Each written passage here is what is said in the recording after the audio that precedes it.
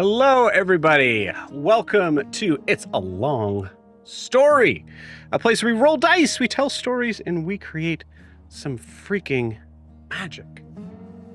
We are here with our beautiful and awesome and amazing friends. Have I told you guys how beautiful you guys are? Have I told you that lately? No. You guys are beautiful. Just wanted you to know that. That does seem like I'm kind of like the next thing is going to drop and it's like a veiled threat sort of thing. That's not what I'm gearing up to kill us. Yeah. Yeah, that there's no there really was no plan of that. It's just, you know, I mean, first off, you know, it's Valentine's Day week. Valentine's Week Day. Hello. It's yeah. So I just want to let you guys know that. We are here with most of the Brasslight. Kiki will be off for this session, but for those that are here, everybody take a look at your camera, wave, and say howdy. Hi. Howdy. Meowdy. Howdy. Howdy. Oh man, Scott, I just saw your image. That's killer. Love it. All right. Yeah, for those who have no idea what this is, hi, we're a D&D live stream that runs every Monday, Tuesday, Wednesday, Thursday, and Friday. Having 5 parties, living, existing, and breathing, for those that do, in the same homebrew world, the wonderful, beautiful world of Astera. So welcome. Announcements, jumping into tonight.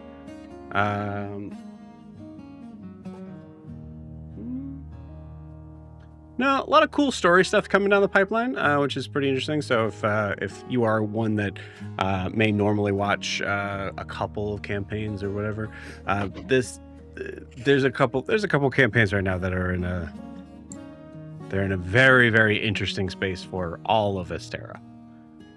So very exciting for that. I heard somebody was in our turf. That's what I heard. Somebody, yes, somebody was in your, I mean, depends on which turf you're talking about. Somebody was in your turf, yeah. Hey, was your answer mine? Is that what you said? Great. Cool.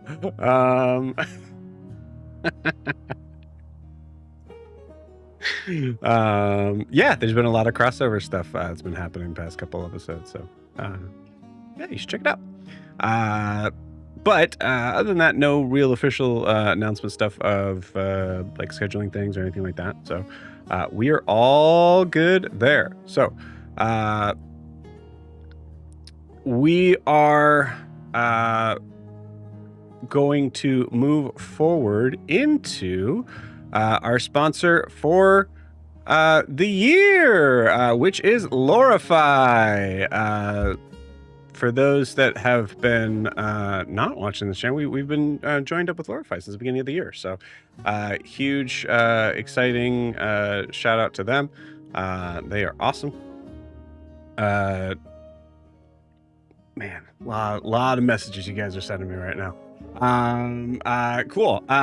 So yes, Lorify, awesome, useful tool for what we use for note taking, especially for those that if you are like me and are terrible at note taking. Useful tool to be able to take the session that is, as long as you have it recorded in some aspects, audio-wise at least, you can plug it into Lorify, and Lorify is able to give you a session summary that is clear and pretty well defined with NPCs, locations, specific names, designs of what your party did in a session summary form. It's very like concise and very like simple, and then you can get to dive in and go through the specifics of what has been brought up there. If there was combat, there's turns that are marked on what combat has been. Yeah, it's an awesome resource. We love it very, very, very, very, very much. And have been learning more and more about it as it's continuing to get better, which is one of my favorite things about joining with any group, is when they're saying, hey, yeah, we're always continuing to improve it. So yeah, so huge shout out to Jordan and team over at Lorify. We love you guys. Thank you guys so much for being the sponsor of The year. So lastly, if you are wanting to support the channel, to support what we do, you can do so a number of different ways. You can like and subscribe where you're watching this, whether that is on YouTube or Twitch. You can also check out our Instagram and TikTok down below and like and follow and all that. That's at It's a Long Story _TTRPG. And lastly, this is a live stream, so feel free to jump in and say hi at any point in time if you're watching and you haven't said hi in a while or ever, or want to know why the DM decided to make that ridiculous role or rule or choice or whatever. You can do that about me. No one else here, okay? But you can do that about me. Because I expect you guys to protect me. No one said anything. Yeah. Okay. Cool. It's Yep, the got it. internet. Thanks. Every man for himself. Sorry. Fine. Thank you, Rachel. At least you're honest. Cool. So that is it for our stuff. All that stuff. So before we jump into tonight's session with the Brasslight, we need to get a recap of where we left off in this story. So Rachel, please take it away. Okay. Let me open Glorify. Okay, so we started the session with the party going into the Broken Spur Saloon, where Ophelia has nostalgic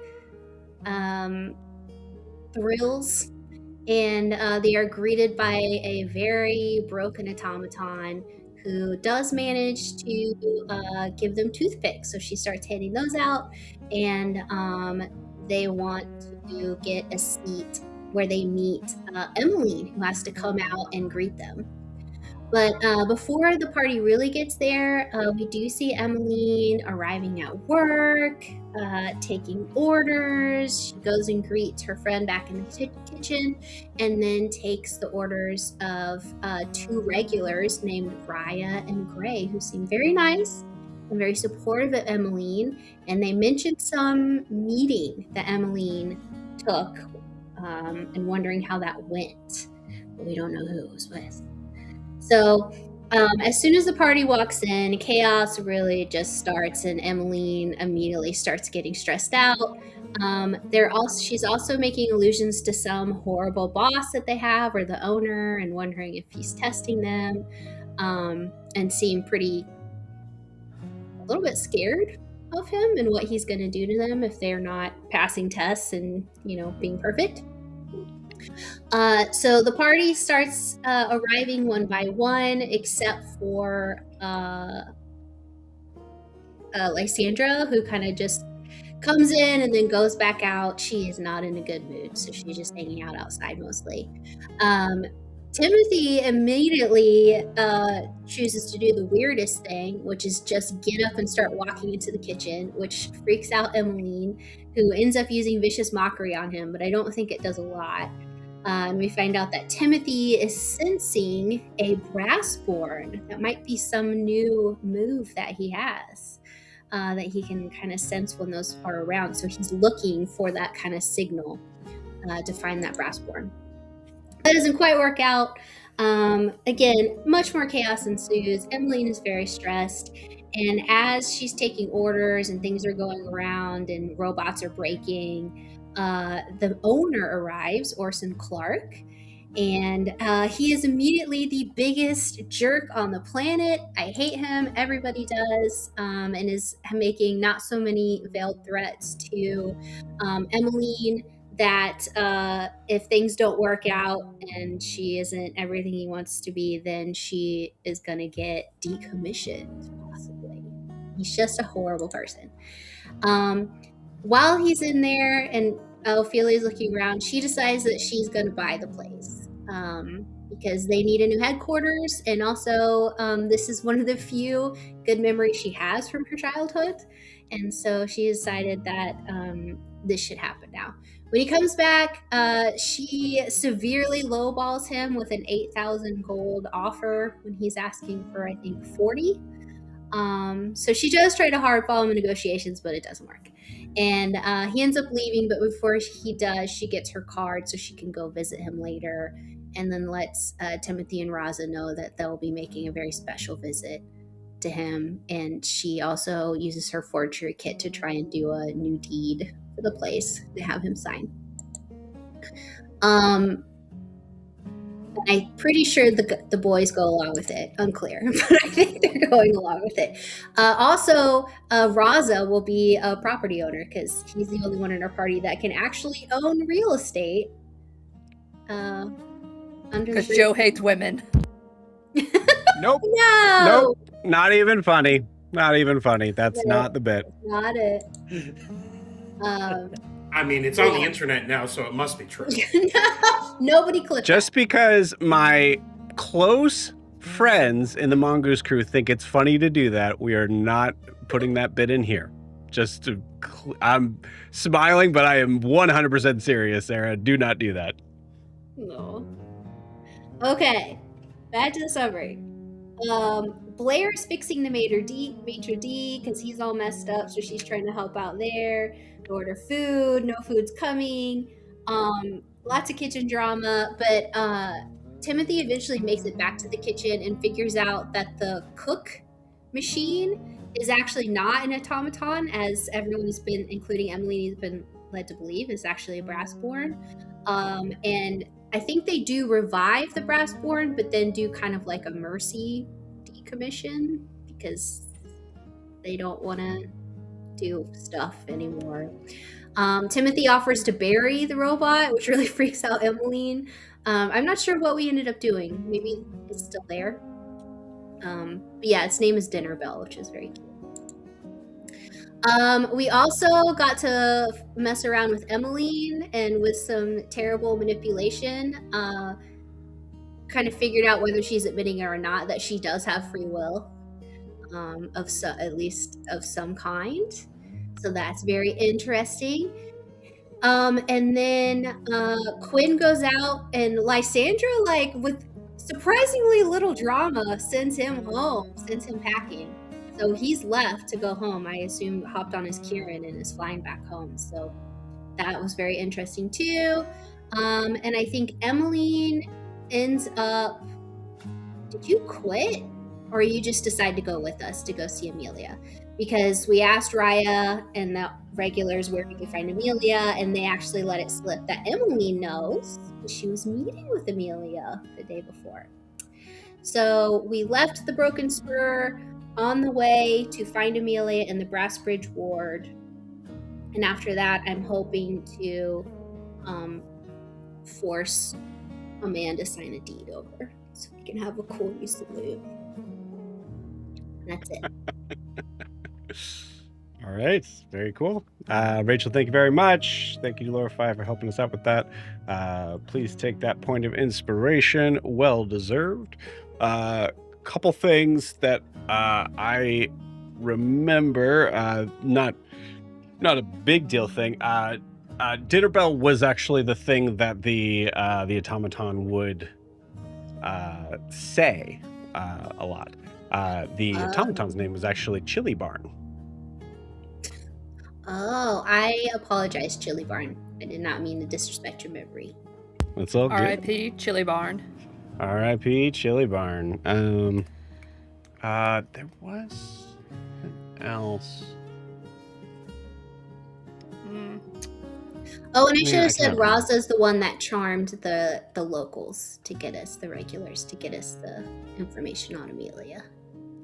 Yes. Yeah.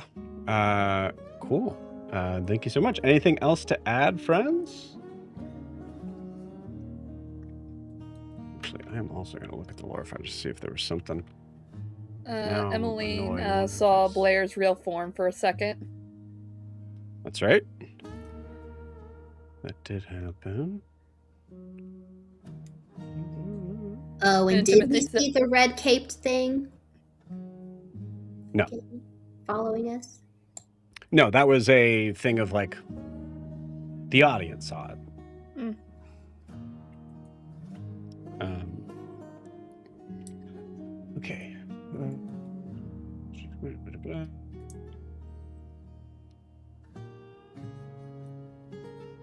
Oh yeah, okay, that name is definitely wrong. Yeah, no, I remember what it was. It's a very important thing to correct our understanding of a character on. It's Mr. Orsam. You're Not right. He was Mr. very Orson. clear that it was Orson. You're right. Spelled Orsom, Uh-huh. which is it's the joke. It's Orson. He's just being a dick. Beautiful. Yeah, I haven't been leaving time for you guys. Anything else to add, friends?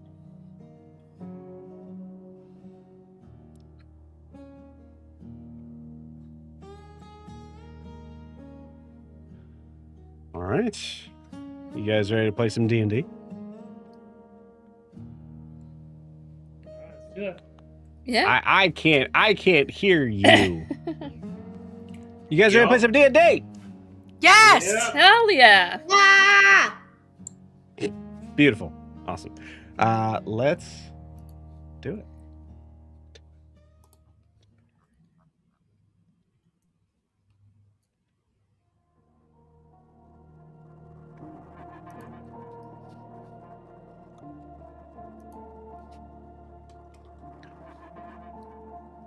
Brass Bridge Ward.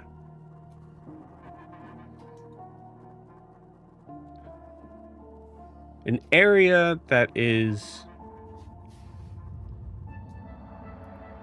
putting the eye in both industry and Vraxia. The towering spectacled buildings that we saw in the Crownspire district are replaced with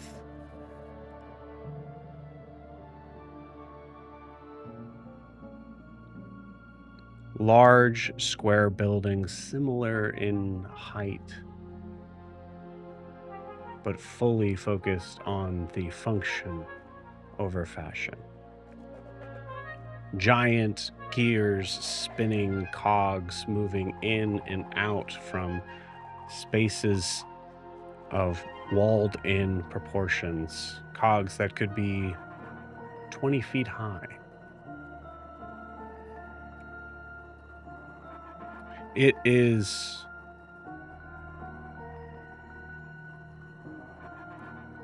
a spectacle of clockwork industry. And there's something about it that feels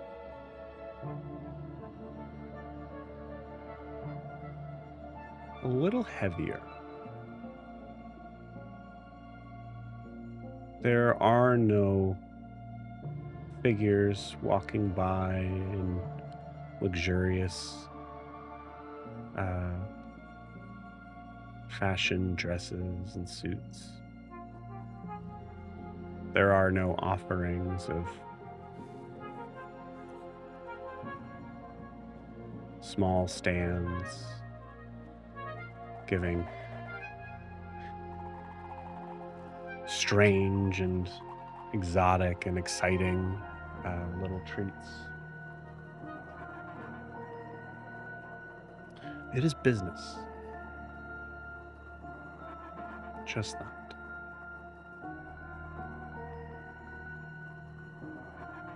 In a strange and interesting way that has been not unfamiliar to this group, but is still set in a slightly different tone. As you all walk through here, everyone except for Emmeline and maybe Timothy you definitely get the feeling that you are a little out of place. There are figures of most of your assumed races here, but they're moving quickly with purpose.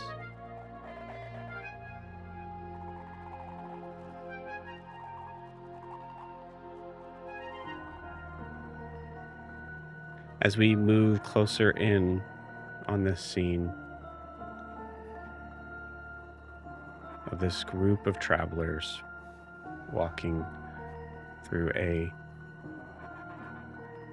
dusty and somewhat rusted in parts street.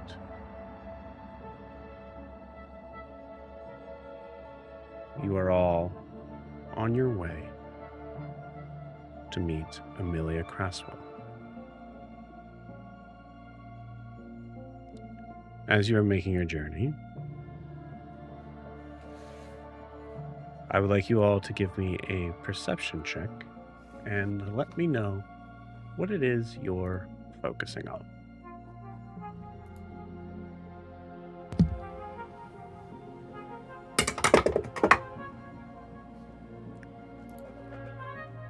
Perception? Yep. Well, Emmeline got a nat 1, so I think she just stares at Timothy with, like, open awe still. Just like, holy moly. Yeah. The interesting thing that Emmeline is focusing on is not what's around, but what is walking right beside her. Absolutely. Timothy got a 15, and he's looking at all of the robots around him.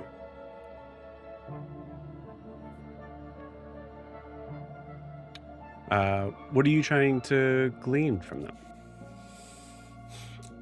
I guess Timothy is trying to... I mean, what he felt with Emmeline, he hasn't felt that before, and he's wondering if that is just Emmeline, or if... I mean, the way she was talking, it kind of leaves it open that maybe there's more. Mm.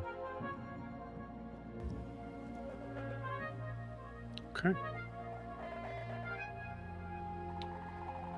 Blair got a 19. With you saying, like, there's rust around this entire area in some places? Little bits around, like, certain corners of the metal scrapings of buildings and things like that.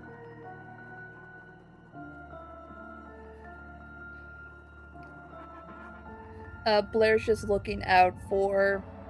I know it's probably not here, but with the thing of rust, like anything that looks like where the switch would go, or something that looks similar to it, like an old train station or something, or even a shop. All right. Interesting.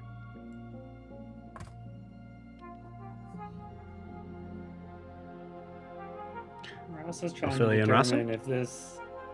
Ross is trying to determine if this area, this group of people are serious contenders, or is this just a pipe dream, just like Rustwater? Rolled a 6 though. Okay.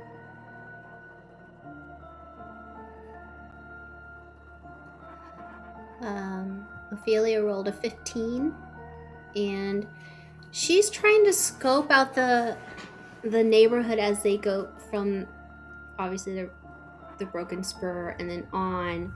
If they end up being able to get the saloon, I think she's trying to look around and see, are they gonna fit in around there? Also looking for signs of,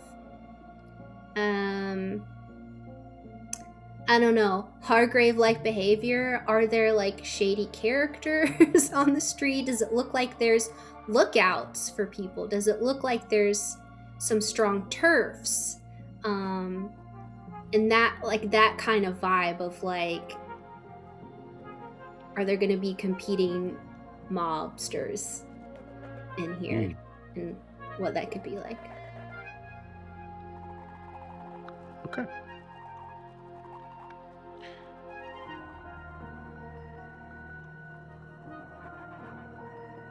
Emmeline, you see a figure of a brassborn that is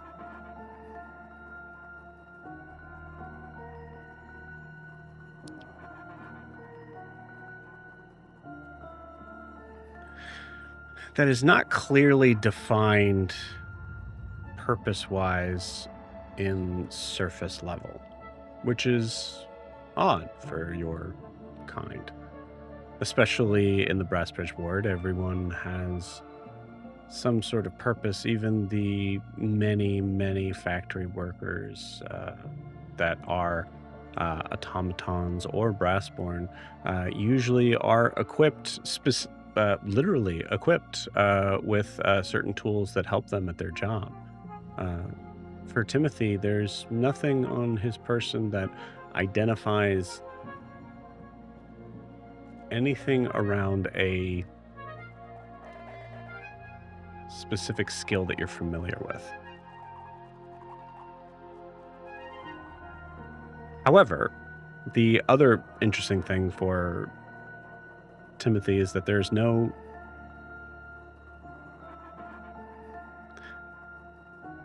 is a clear, I also wouldn't fit in Crownspire. No matter what would change, clothes, things like that, there is something that is seemingly, I don't know, the Nat 1, you can't really put your finger on it. It's a strange one. Blair, focusing in on the rust of the areas of the buildings, you see that most of it is seemingly functional, just certain parts that are not needing to be replaced until the rust covers to a certain area, a rivet, a bolt. This place doesn't need to be as shiny as the Crownspire district. That's what you collect. But other than that, you don't see anything that really shows any sign, significance at all to the switch that you are carrying in your backpack.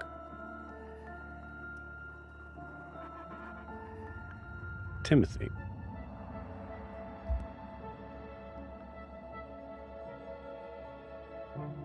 A lot of activity.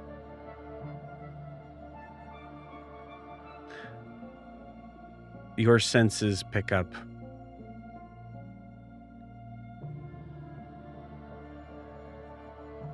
a significant amount of clicking, ticking, machines, steam powered, that are moving in and out, pistons that are of varying sort of sizes.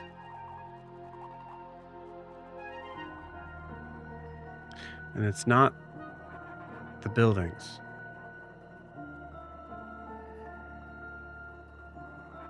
It's most definitely the figures moving in and out of them.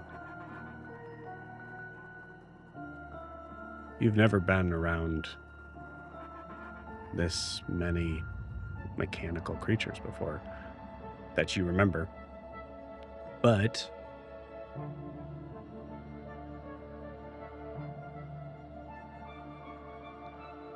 you don't pick up anything that's quite like Emily.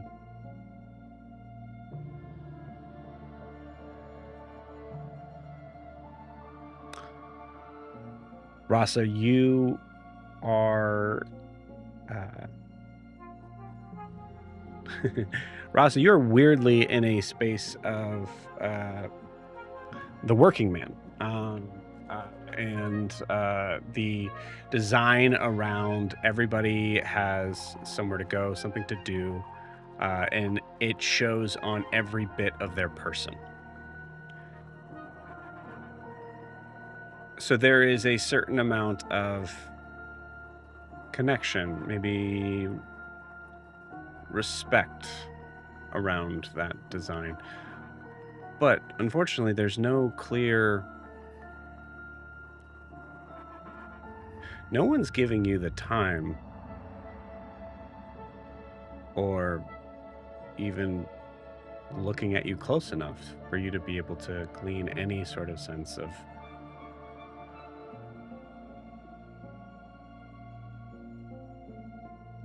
loyalty, confidence, strength. Everyone just seems too busy.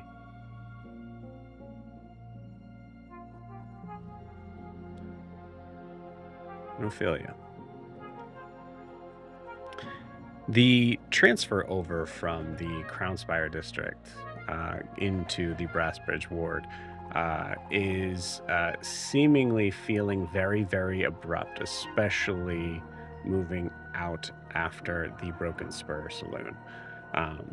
You were given information last session that the Broken Spur Saloon is essentially on a street that is now designated to be a part of the Brassbridge ward, which makes sense given the change of scenery around you. But it feels purposeful. It feels it could be expansive. It could be for a number of different reasons on why that is, why the scenery has changed so abruptly around you.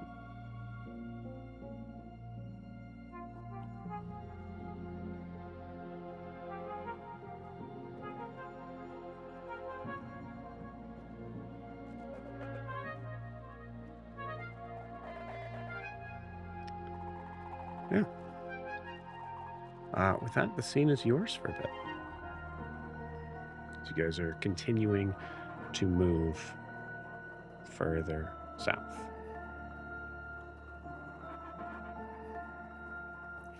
How far into Brassbridge ward are we going, Emily?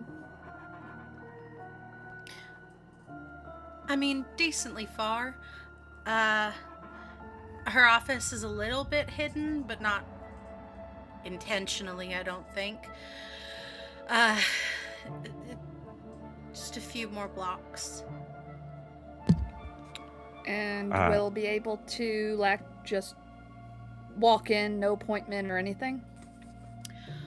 Before you answer that, Emmeline, you do know that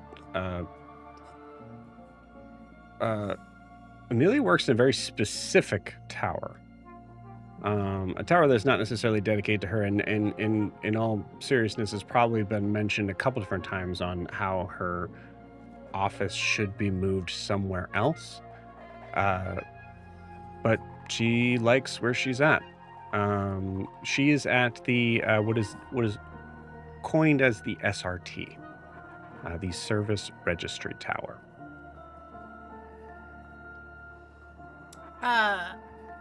Ophelia, you grew up in Vraxia? I did not. I grew up in Madura, actually, but I did spend some time here at school. Oh. In the Spire district. Well, I don't know if you're familiar with the SRT, but that's where her office is, and I think we could probably walk in there. There might be some conversation that needs to happen. She kind of met me there, so I'm not really sure the protocol for getting in. What's the SRT? Like a factory I or already, something? I already forgot what God said it was. Emily, you're familiar with the SRT as the Service Registry Tower, a repurposed industrial service chimney turned into a civic tower designed to focus in on specific areas of repair. There are a couple floors that are dedicated to that, whether that is machines or automatons or brassborn. There's also that is also the area where you would go for any sort of issues of things involving public works claims, things like that. It's kind of like a mechanical county courthouse.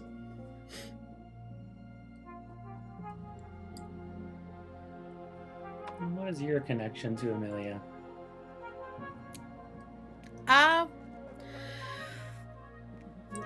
Well, you met my boss. Former boss. You met Mr. Orsam. And, he's not very good at treating things like me like people, as opposed to the cowboy performers. And I went to Amelia for help. 'Cause the idea of walking out didn't occur to me until, I guess, today. I mean, it kind of sounds like you don't know her that well. You're just looking for her to fix you up. I didn't say I knew her well. No, I don't really. I know that she's trying to help Brassborn more than anybody else is. It's kind of all I know. This is going to be a dumb question, but do Brassborn... I'm pretty sure it's going to be no, but do Brassborn get to vote in the upcoming election? No. Yeah, I kind of thought so. Why would she want to help Brassborn? From what I gather, she's been, at least what she told me, is that she's been working in factories alongside Brassborn and automatons for a really long time. And in a lot of factories, there's decommission centers, decking centers. It's kind of where it's where we go when we stop being useful. And I think she worked in there for a while. She didn't say that, she just kind of alluded to it. And I think that she thinks that it's awful, because it is.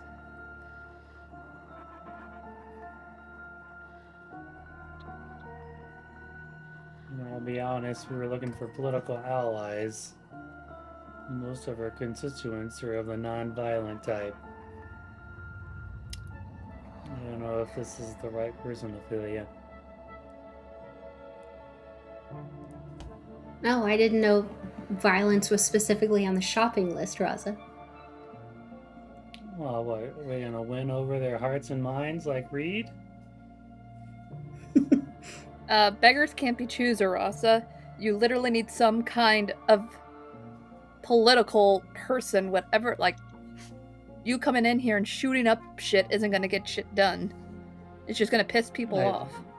You can have all the good intentions in the world, but if Nick is the chancellor again, what good is that?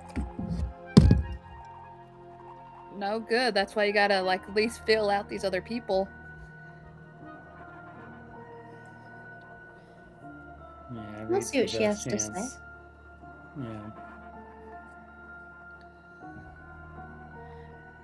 You know that she doesn't have a chance, right? Yeah, that's what I'm gathering. I don't know. I've got a letter to deliver. Might say otherwise. Okay. Did you read the letter to us? Do you know what it says? Pretty sure I did at the Yeah. house. Yeah, those are questionable allies at best. Seems like pretty powerful ones, though.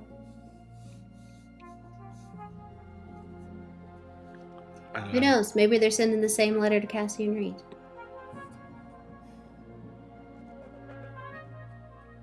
For the record, because Emily, there's a lot of things that you may know and are waiting for me to verify for you. You have no idea what they're talking about.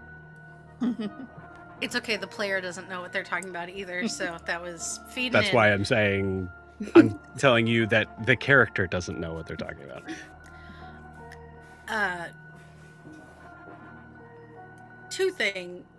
One thing. You read out someone else's letter. Did you open someone's mail? Of course I did. You should do that always, Emily. I think that... Don't mention that when we come to her, though. I think we shouldn't mention mail fraud when we first introduced. I would hope I if don't this know woman if wants it- to be chancellor, she would assume I read her letter I was tasked to deliver. Who delivers letters they haven't read? That's crazy. Somebody you want to like trust and make sure they don't know all your business and they can trust you. They should have hand delivered it, I guess. Yeah, in this And not handed it to the shadiest man I know, who then handed it to the shadiest woman he knows. Yeah, you can't. You're not going to be able to trust an honest person in here. What are they going to get done? So the only way to make change is to be awful. Well, how's it worked out for you so far, Emmeline? Being nice? Point taken, but technically, I am programmed to be nice, and until... You know what? No. Officially, I am programmed to be nice. I wouldn't say Timothy's awful. not nice. I'm pretty sure you can take it off. What? No offense, I think Timothy is probably the most polite out of all of us, besides like... Okay, fine. I think there's a difference between polite and nice. Are you programmed to be polite, Emmeline, or to be nice? Both! And both of those statements are a lie. You've done it to protect yourself, which is a fair thing to do. Okay, we are not having this conversation out in the open, right? We are moving and walking, and she's just gonna keep going. My Emily, life is on the line. Yeah. Yeah. Emily, roll me a...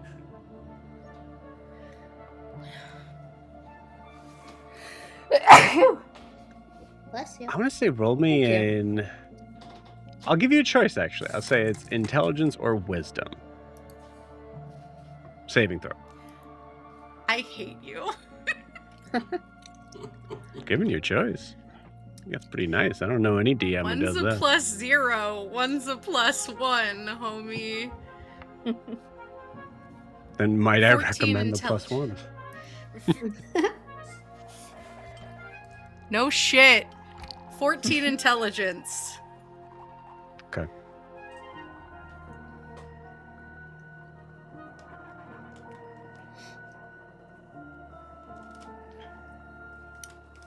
How would you say that Emmeline's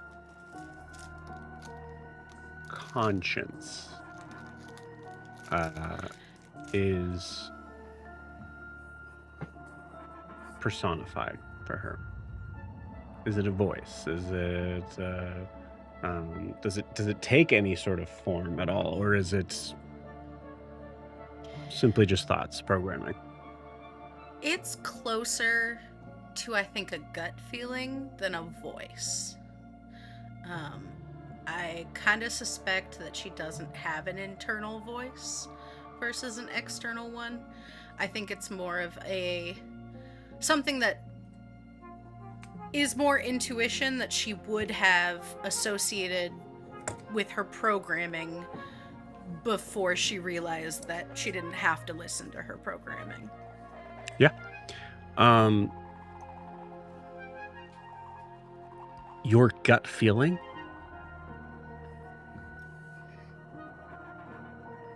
is, as you kind of put it, your gut feeling is kind of telling you to shut up. Because there's a good amount of what you're used to saying that anyone else, whether they're Brassborn or not, would nod, seem to accept, and move on.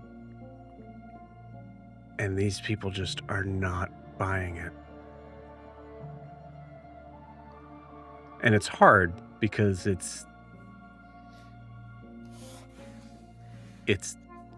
you. It's a specific sort of, I would say, to use like a phrasing that would make sense. It's a function that you have of designing and dictating why you're allowed to do certain things or say certain things is based on your programming.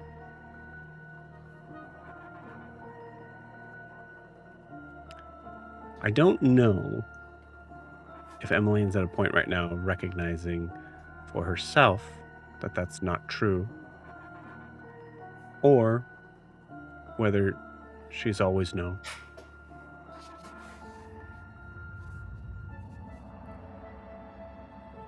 But that gut feeling is telling you too much. And she is going to do just that and quiet down.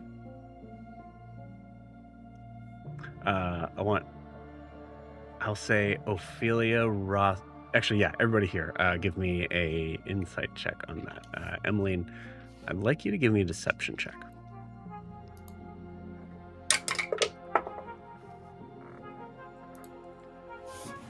$17 for Rasa. 18. 15. 13. 29. Oh, shit. We got one of these on our hands. All right. Another bard. I would have loved to have dug into you. Ophelia's matter match. Yeah, so Emmeline, with a 29, in the idea of saying, okay, time to power down that part of you of dictating what you can and cannot do and allowing yourself to be basically psychoanalyzed by these new people. How do you distract? What do you do? I think that I know that Emmeline is going to just start talking about the different factories that they're passing. Almost like she's a tour guide. Because she kind of is. So she's going to start talking about this one over here manufactures copper ingots. This one over, like, she's going to just start talking about the different factories. But not the politics of how the automatons and Brassborn are treated in them. This is a very Crown Spire approved tour. Beautiful. I will say, in that case, considering the idea that everyone failed on this, you all will get a general understanding of the makings of all of these buildings around the Brass Bridge board, essentially giving you a little bit of a bonus. We'll kind of decide that a little bit later on history checks or anything involving around Brass Bridge board. You're Can you tell us welcome. Thank you. Do you tell us who owns any of the factories? I don't think Emmeline would know that. If Emmeline knows, she would share, but I doubt likely that she knows specifics. She might know parent company or like overarching companies that might own multiple factories. You know company names maybe, yeah, but that's it, yeah. And probably not many. Okay.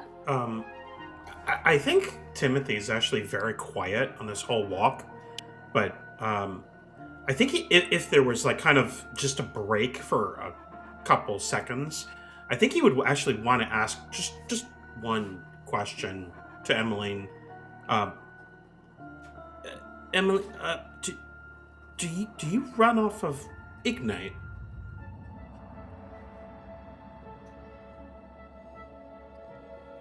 Yes. Oh. Do And you? You see Timothy just kind of get a little quieter and continue walking.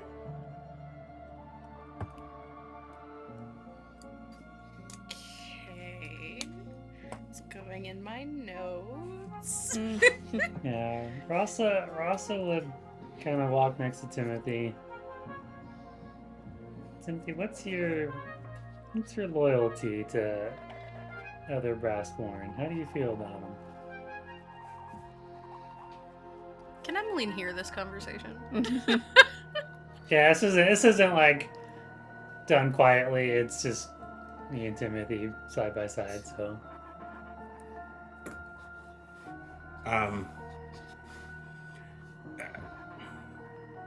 I think they deserve respect as well as any living thing, I guess. you interested in kind of helping their lot in life here? If there's something to help. Unfortunately, this world, I've seen too many lost causes. You still owe me an explanation, by the way. Yeah, I know. We'll get to you here at some point. Seeing what you're Sooner up than to later. there, though. Okay. You know I'm behind you, Rasa, but Yeah. I do need to know a plan. Yeah, well, we may have aligning interests if you're interested in helping out your kind, I guess. Yes. That, the current situation is not, acceptable. Yeah. But I mean, I don't see a easy way of doing this. There's only the hard way.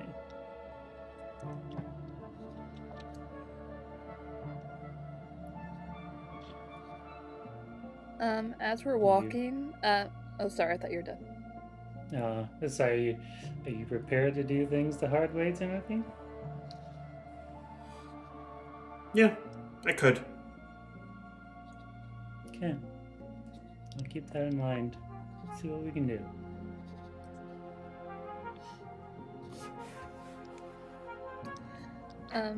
As we're walking, can Blair, like, as she's looking at Emmeline, she has all those, like, cracks along her shoulder and everything, right? Can Blair just look at that and see if it's a design, or is it an injury, or was it like someone intentionally tried to break her?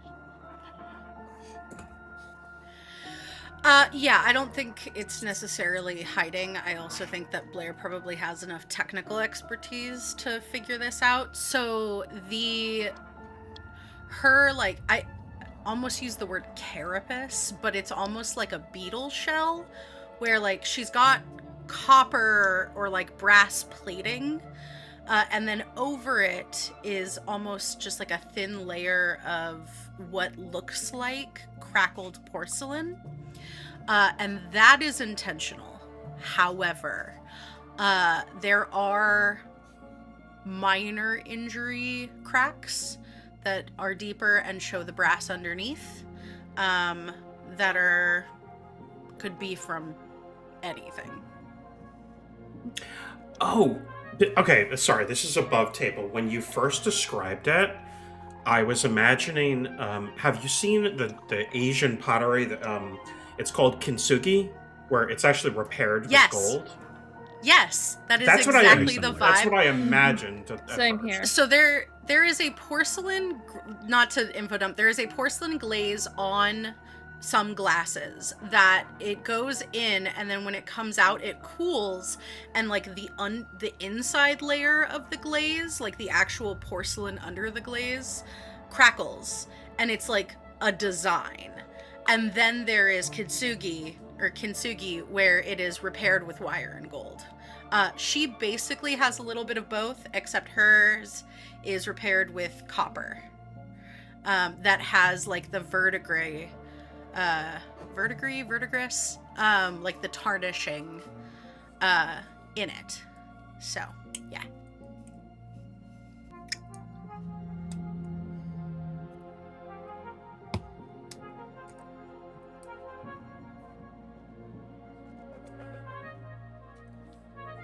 So some of it is injury, some of it is on purpose.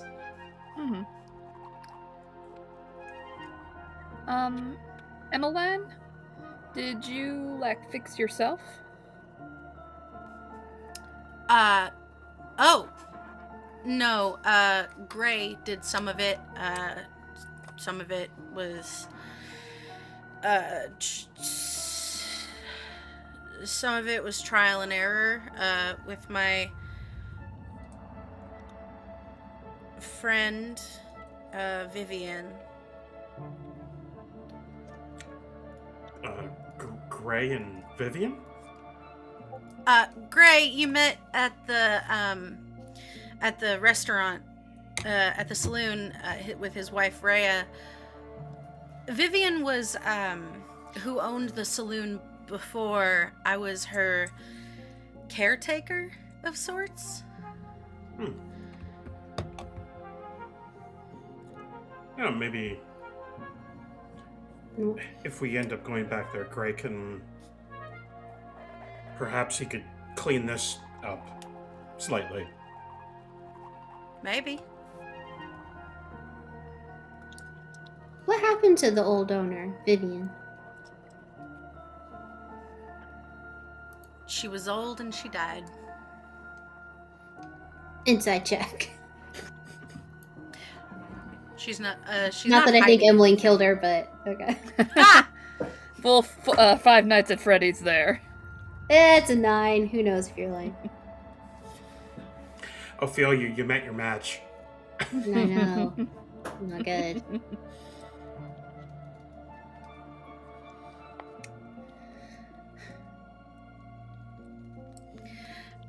Yeah, she was old. She died. She was nice, and she was sweet, and she was a better boss than Orson. Sorry to hear that. Would you mind if I just call you M for short?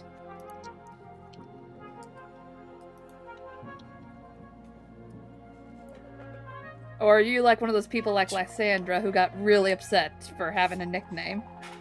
Timothy's gonna look at Emmeline. They don't quite understand that you want to be agreeable. Feel... You can say no. Yeah, you can tell me to fuck off for all I care. Yeah, try it. Say fuck off. Say fuck off, Blair. She's literally just gonna, like, point to the fact that they are in open fucking Vraxia. Just... M or Emma is fine. Alright. We've got a long way I don't to know go if with I've this ever one. had a nickname before that wasn't useless or copperpot. Well, I tried to give some people nicknames and they got really upset about that. Sorry to hear that. Yeah.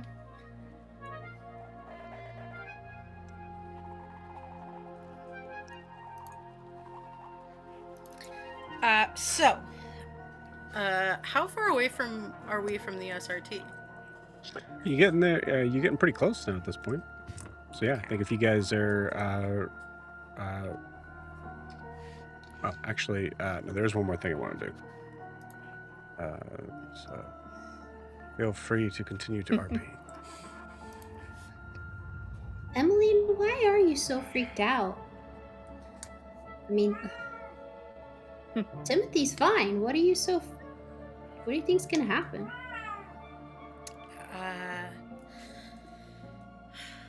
Well, from the sounds of it, since you guys talked about Timothy slapping somebody, Timothy, I'm not starting that sentence that way. I am terrified of being... I feel like you don't, understand the gravity when I say that, like, this will get me killed. This is my home, and I'd like to stay living in it. Living being the operative word there. Walling off and telling somebody to fuck off and being disagreeable is just not something I am built to do. One, I don't know that that's true. Two, I mean, you're with us now. We wouldn't let that happen to you. No more than we'd let that happen to Timothy. He's his own man. You can be your own person. First of all, I think that you think that I have a lot more trust in you than I actually do. And two, that's not how it works in Vraxia. And that's not how that works in the Brassbridge ward. How interested are you in changing that? I think that Emmeline's gonna look around and see if there's visibly anyone around before she lowers her voice and says, I had a meeting with her, didn't I?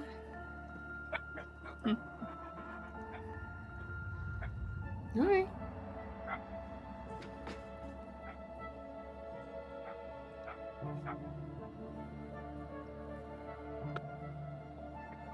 As you all continue to move with Emmeline south, you come to an area where you see there is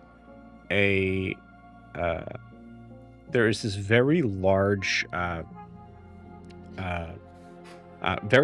mechanical machine that is sitting on what would look like essentially like a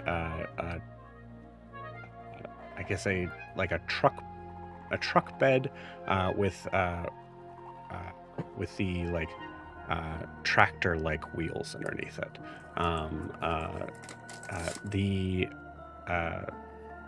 The machine itself is probably about maybe 20 feet long.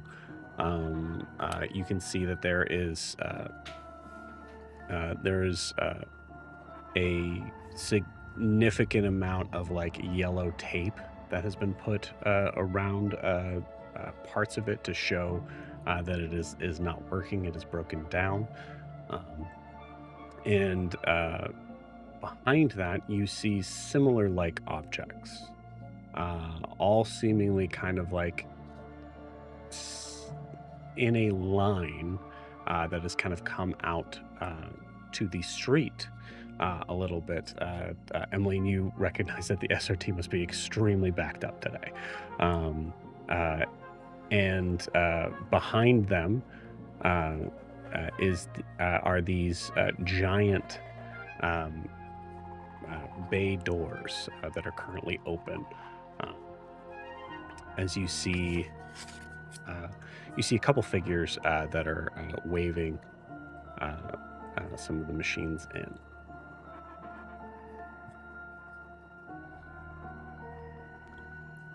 Well, this might take a while. We have to wait in this line? Timothy Never will mind. go up to Ophelia's ear. Perhaps orders from a Hargrave might change things. I think I've learned my lesson in that regard. Yeah, this city isn't really like your name doesn't carry much weight here. Well, I don't know. It's kind of a shady I would place. say It might. you know that that's specifically not true, but depends on the area. Depends on the area. Depends on the area. Hey, Depends on the person. a non-Brassborn seems to be able to give orders around here. Yeah, I think you're right. I'm gonna look around for a. I don't know what the word would be. Not a doorman, but like some type of, whether that's a person Foreman? or an Like a foreman? automaton. Yeah, like somebody who would know the boss and respond to me, asking for directions. Ophelia, as you were looking around, you see that there's a couple of people that are kind of like that seem to be sort of directing figures in, talking with the factory workers or whoever is just driving the driving the broken machines or carrying the broken machines in, trying to kind of figure stuff out. You see just kind of past that there seems to be a long line of tables that seem to be about maybe 30 to 40 feet long, like just these extremely long 10-foot tables that are sort of sitting in a line with figures behind each table, all sort of having someone in front of them that seems to be like working to like fill out paperwork, things like that. But as you're watching all this, you see a figure that seems to be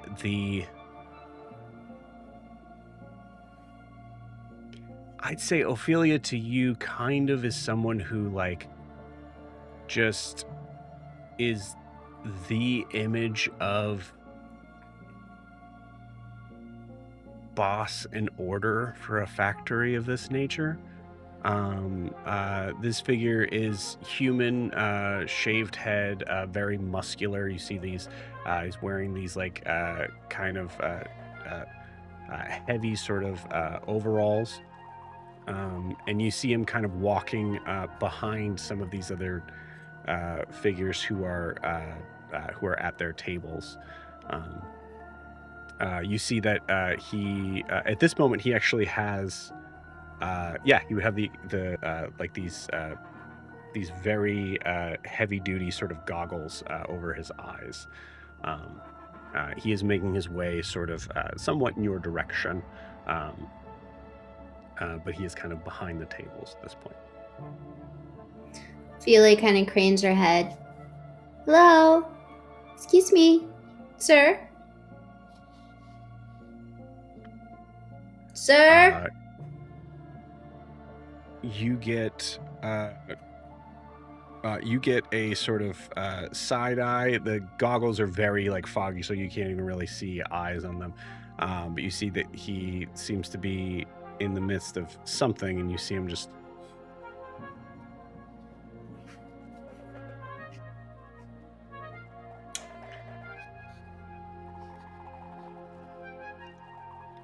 as he finishes his conversation.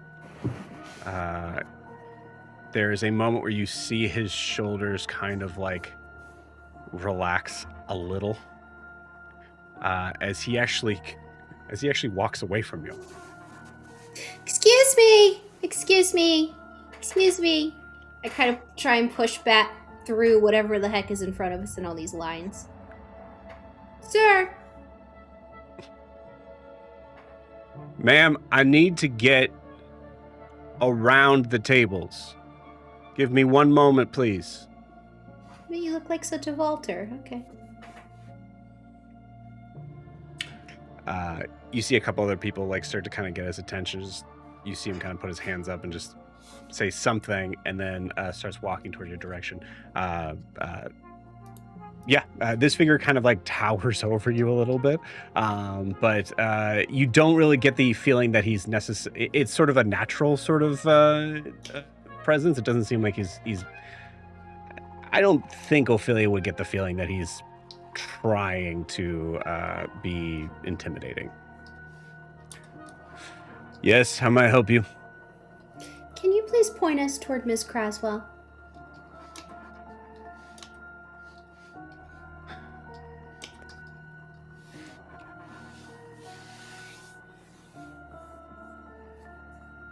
Listen, I told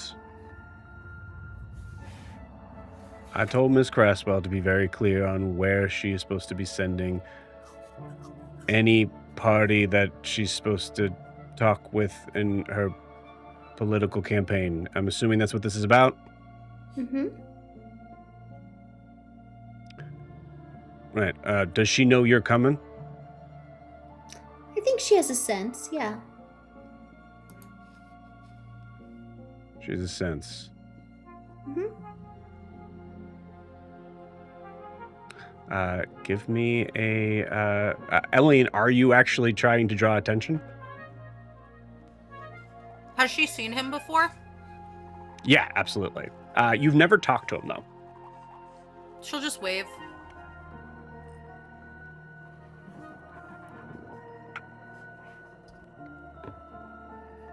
Okay. Does not seem to... it's hard to tell, but doesn't seem to necessarily make eye contact or recognize that you're waving to him. Ophelia, give me a persuasion check. Actually, no. You're really not persuading as much as really just trying to kind of charm this figure. So I'm going to say go ahead and give me a d20 and add your charisma modifier. Boo.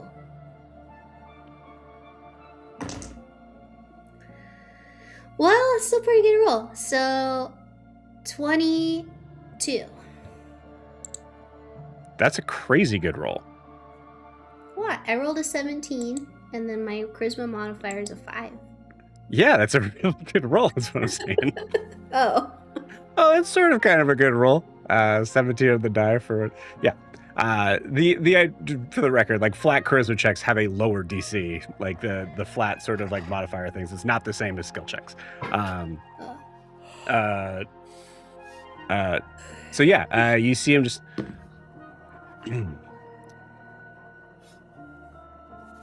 Yeah, all right.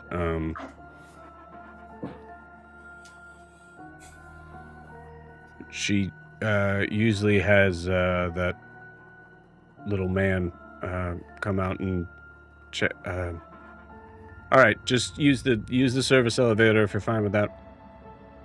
Oh, of course. Back there. Thank you so much. You know where you're going? No. But we have Emmeline with us. She'll know, right? I don't know what or who Emmeline is. Are you guys following Ophelia? Yeah, I assume they were all like right here. Yeah, like right Yep, behind yeah. you. Oh, all of you need to go up and see Emily? Sorry. Amelia?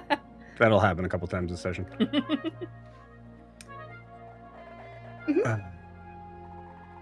All right. Yeah, that's, it's her business on making security for the... Security? We're just going for a meeting. Do we need to be concerned about security?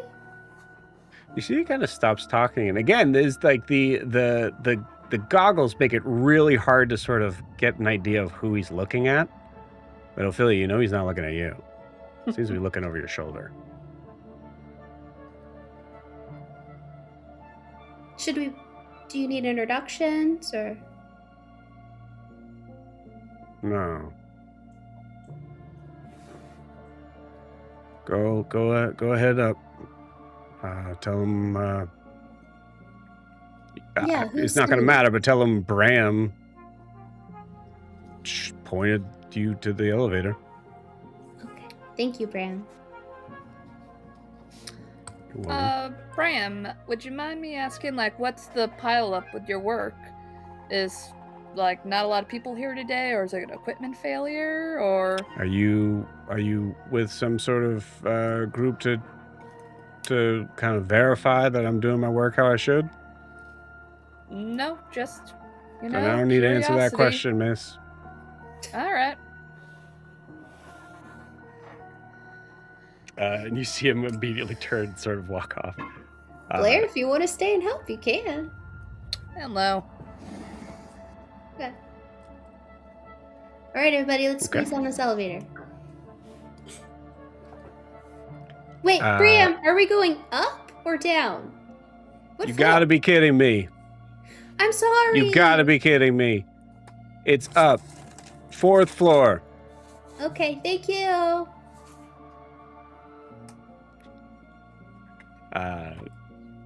And he goes back to work. Okay. I'm gonna go look for an elevator. Hopefully it's apparent where it is. Oh, it's apparent. This elevator is gigantic. The first and elevator. it's a freight elevator and then some. It looks like the 1st and 2nd floor are dedicated to these giant machines and like fixing them and things like that. Some of them are, some of them being the kind of size of the pieces that you've had on there. You're walking into an elevator that is like 20 foot wide. Well, we don't have to worry about the weight limit, Timothy. I think we're good. Timothy, roll me a... No, actually, I'm just going to ask, what is Timothy doing right now?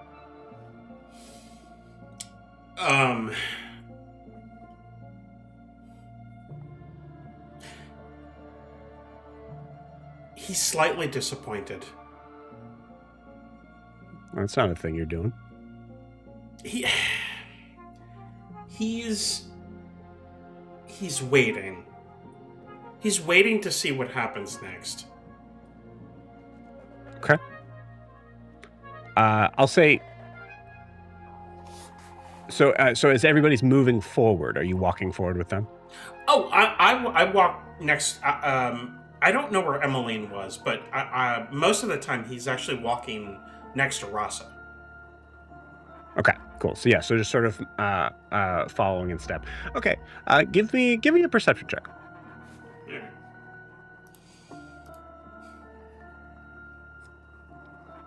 That was a 14. 14. Okay, cool.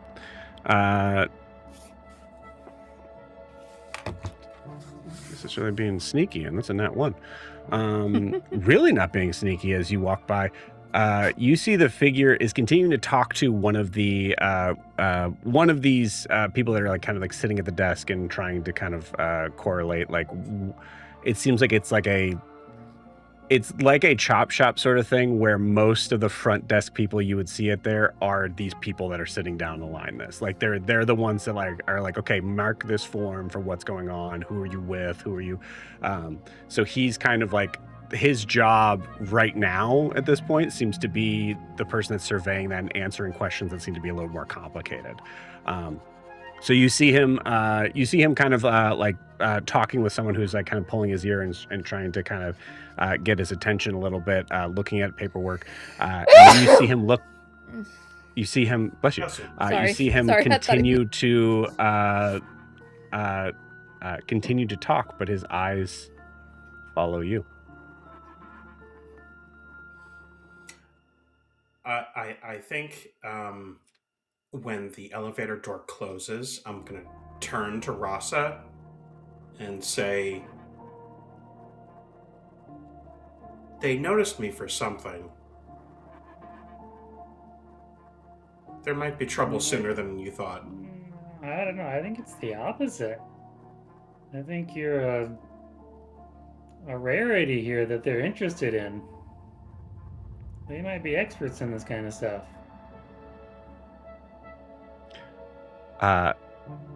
As you say that, actually, the elevator doesn't close yet, as there are still sort of they're still kind of moving this very, very large machine in. But you see after that this very sort of very short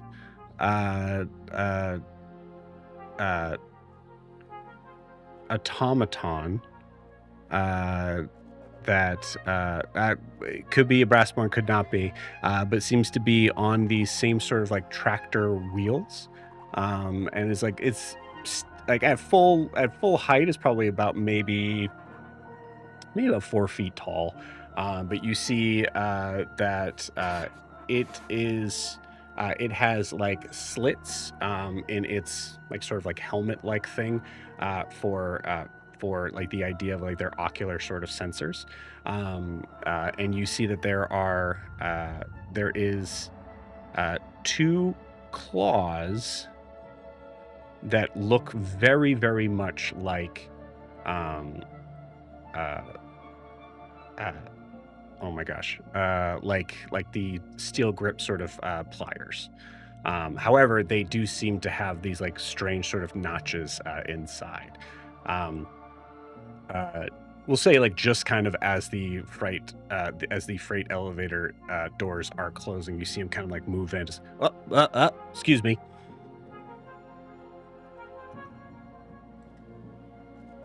Yeah, come on in. Hello, friend. What floor? Oh, 2, please. Timothy will push the button. You What are fixing those? this you fixing this big thing up? Sorry? Yeah, you fixing this big thing? What is this thing? Oh, no. I don't know. That's not. I'm here for me. Oh, okay. Hope it works out for you.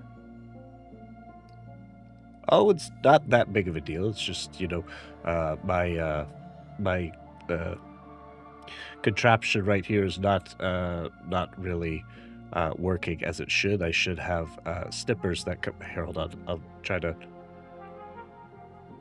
And you see that there's like a clasp sort of thing that is like falling in and out and just doesn't seem to be working quite right. That there's supposed to be something that's coming out and it's not.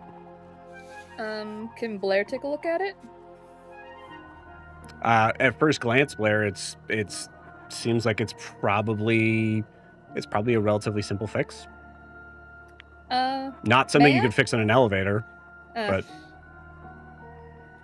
if it was like a clap, I would like try to like hairpin it. It seems like it would probably be something like it would be. You'd need a couple tools, and it might take somewhere between 5 to half an hour. Okay. Are you here for a mechanic? Yes. I see. Yes, I am. Do you have a favorite?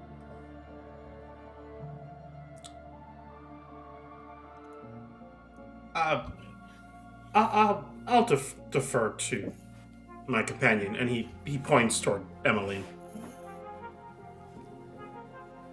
All of them are very capable.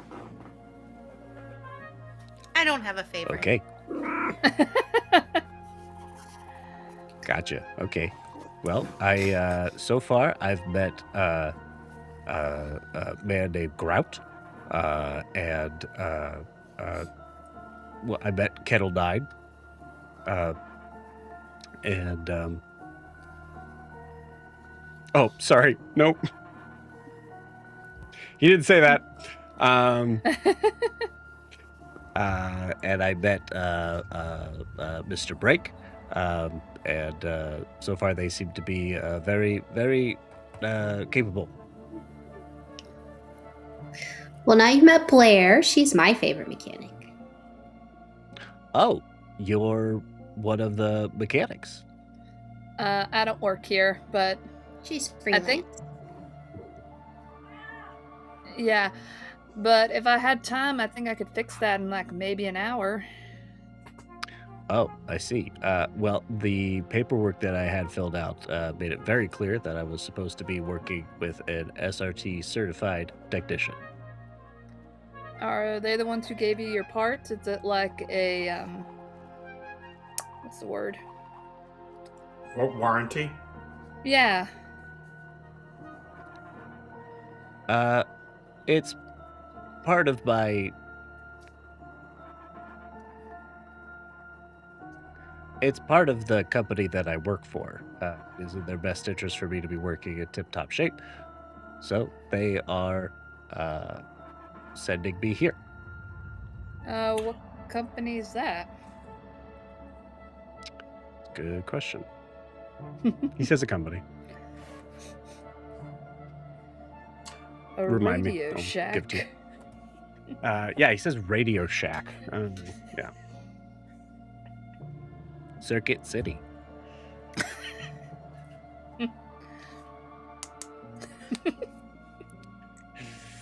Larry, What you are should you- maybe come train here. Get your certification. I don't know about that. I learned Are- something. Both of you also broken? Looking at Timothy and Emily.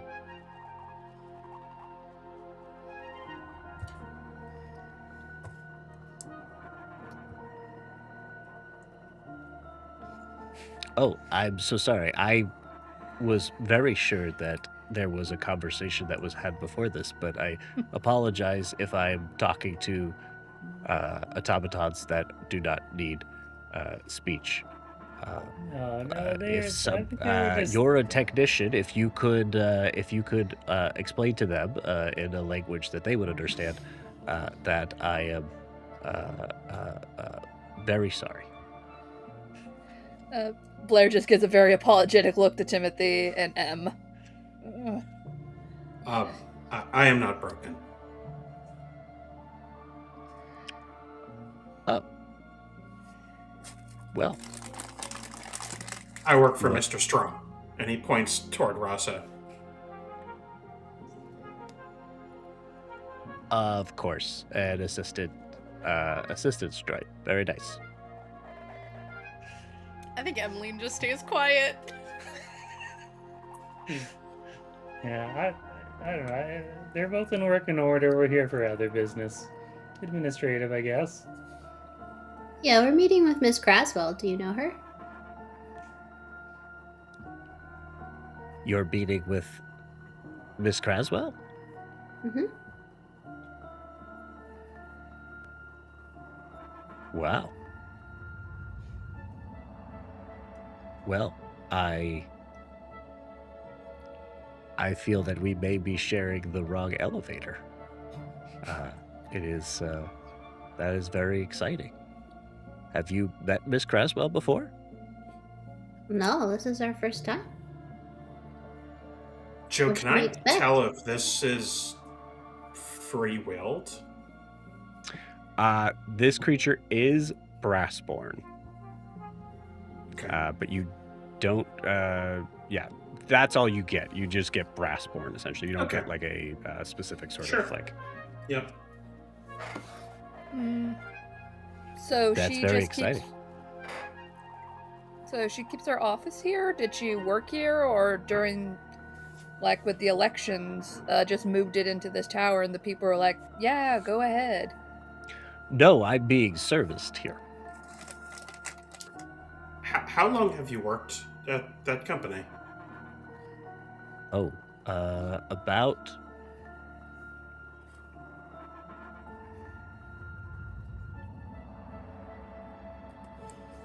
37 years, 6 months, 2 weeks, 1 day, and 3 hours clocked in. I see. Oh, that's a lot.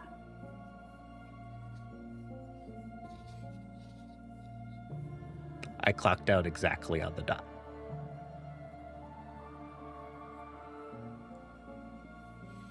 Do you like it there?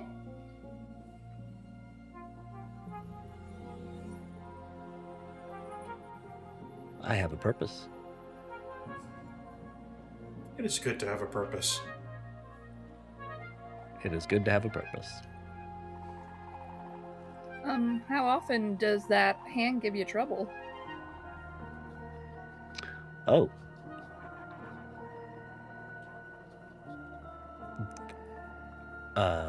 This.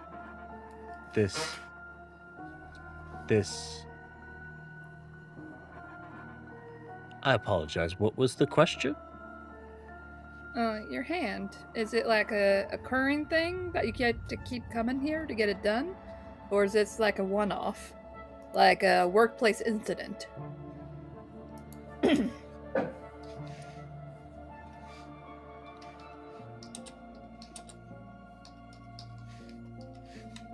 This is the first time I have come here for this reason. But you I'd had like to others? insight check that. Sure. Honestly, Emmeline, you get that sort of thing of like, oh yeah, nope, I recognize that that phrasing. That's someone who's being extremely careful with their words. But yeah, go ahead and give me that insight check.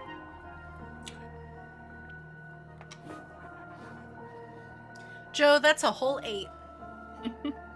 Okay, cool. You would actually, honestly, you would have advantage on this.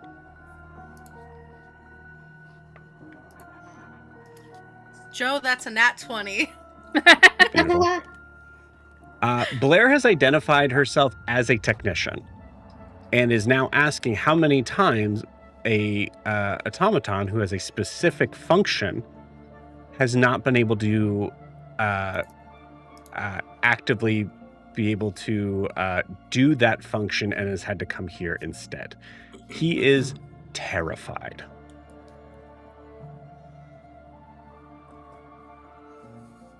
Yeah.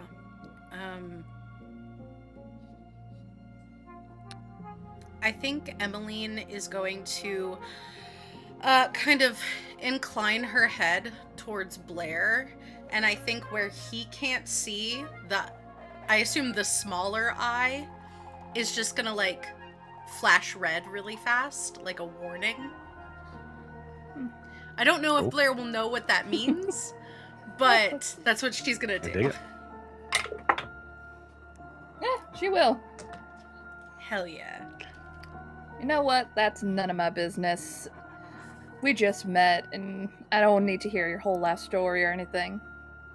Well, it is completely up to you to get my full report, as you are a technician.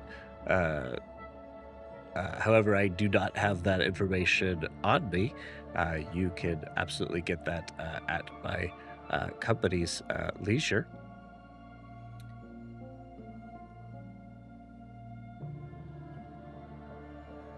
I mean, Blair's not here to hand reports. He's just here to meet Amelia. Yes, Amelia. I remember the first time she came to our factory floor.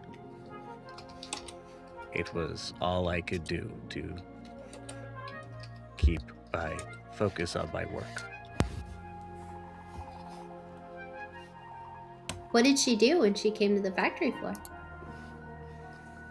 I believe she was checking in with the foreman to make sure that there has been no issues of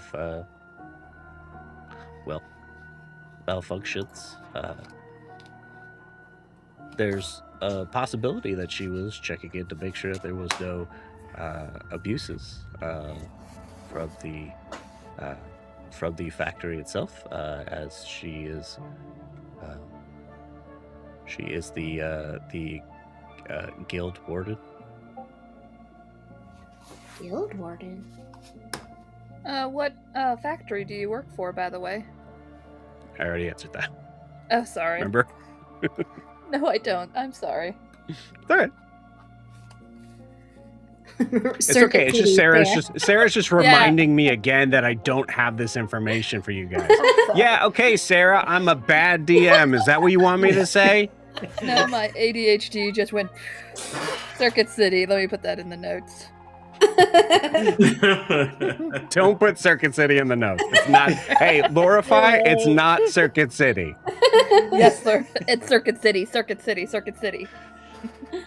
It's fine. You guys are reading these notes.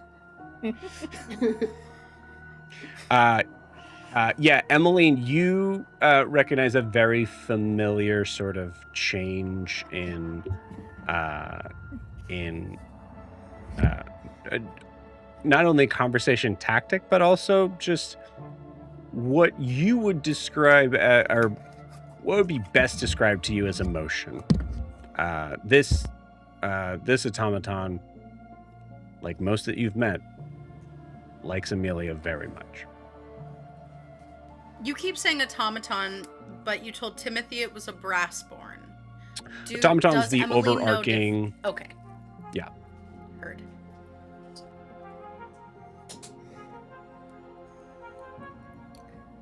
Well, I hope she likes people as much as she likes Brassborn. We haven't met her before. Oh, well, I'm sure that she will. Actually, no. It's my understanding that she seems to be much kinder and nicer to Brassborn than even her own kind, which is strange. Interesting. It's good to know. Good for her. Please don't tell her I said that. We will not. Thank you. If she does ask, I want to be very clear. I'm not asking you to lie. No. That would be. Just won't mention it. We would just appreciate the info. Lovely day we're having. Man, this is a very long elevator. It's a freight elevator. Okay, Sarah, you get to the second floor. Damn. Jeez. It's moving heavy equipment here, not people. Yeah, no. The we door have one of finally shuts because they had to make sure they were having everything tied down. Yeah, Stoneworks, we built something like this to get all the stuff from the docks up to the city. Yeah. Oh, Stoneworks. Oh, you know it. Nexus, I believe. Yeah. Finally, You're an somebody expert in- appreciates good craftsmanship. Yeah, you're an expert in all the businesses? How do you know Stoneworks?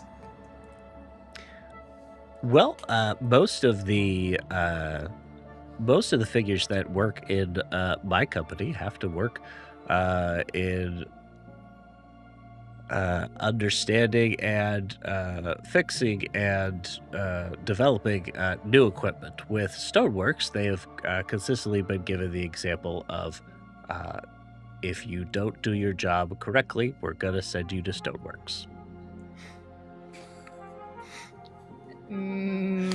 Blair, is that true? No, it's not. I just think that is there. It is something that has been often described as is you're working slower than someone who works at Stoneworks. Blair's seeing if there's an opening to this elevator right now. Okay, that could be true. They're pretty casual. It is over there, I 100% think. not true. It's just people who don't understand craftsmanship like we do at Stoneworks. It may look primitive from what people will see because of how we make things. It's different than all this fucking shit, but it's the best fucking quality there is. So people should need to shut their goddamn face about that unless they actually can see it for themselves. I love Blair in a hell of her own making. Of course. Yeah, Beautiful day we're having. I think what they make is just fine too, Blair.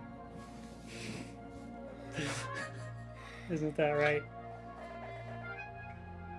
Blair's just gonna sit here angry. If you could see her tail, it is just poofy. And her ears are just like. If you could hold see on. it. Are you If not you in could- disguise? No, I Okay. said if you could see it. Okay.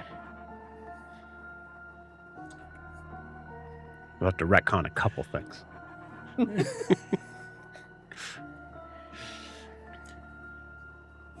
Well, this is my stop. I wish you well in your repair. Thank you. I wish you well in your conversation with Miss Crasswell. Thank you. Is this one following me or going with you? We're all together. It's following. Yeah, we're out together. Is he talking about the big thing? Or, Talking about Emily. Emily. Oh, yeah, she's going with us. I see. Well, I wish you all the best of luck. Goodbye. Thank you so much. And you see the figure as soon as the door opens. It also kind of like, actually, ooh, this is interesting. Weirdly, that figure said that before the doors opened and seemed to know exactly the timing of when the doors were going to open, and then kind of moved out. Which I would say for those of you who would be paying really close attention to that, might mean that this is not this figure's first trip here. As the doors open, Timothy, you may or may not, depending on what your disappointment was built on, may feel a little bit of a lightened thing as you come to the second floor, which is parts, registry, and stores. That handles parts library of gaskets, seals, springs, rivets, gear stock, boiler fittings, and everything labeled and logged. But it also has an entire section designated to automaton repair. You actually see that there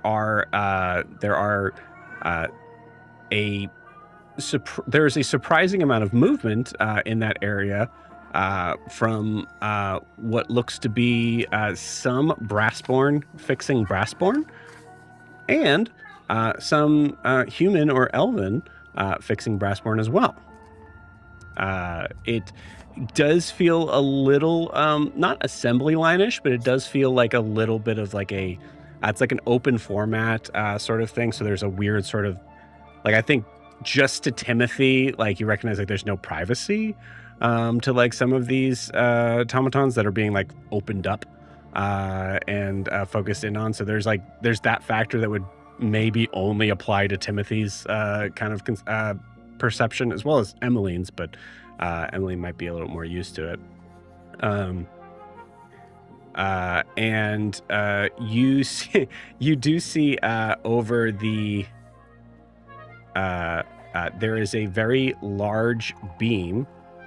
I mean, there's a ton of metal beams, but this one actually has a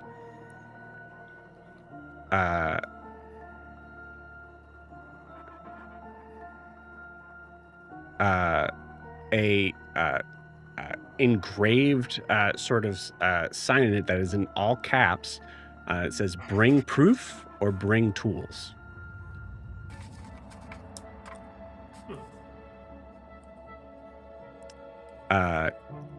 At that, yeah, and the only other thing there is you see that like this creature starts to kind of like move up towards a desk that seems like to be designating him on where to go. Okay.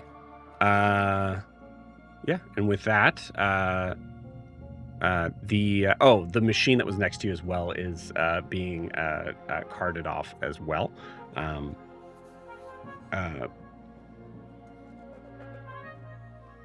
Actually, have some fun here. Okay.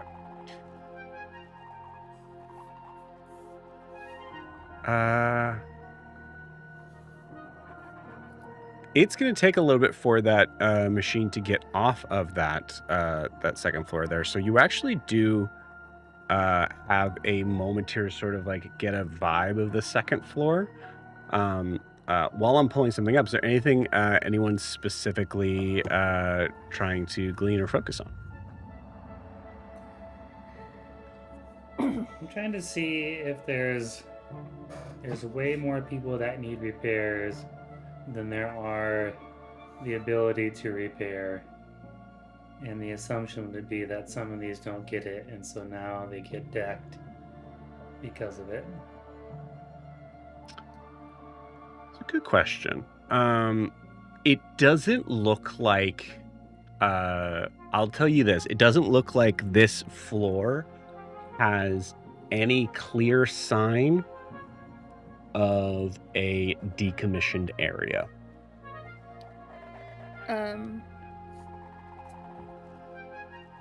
Yeah, but their company may say it can't get repaired, so then somewhere else the company possible. handles that. Yeah. It seems like, yeah, you got it. It seems like the company handles that. If there's something that they are not satisfied with the repair, then the company has to handle that stuff.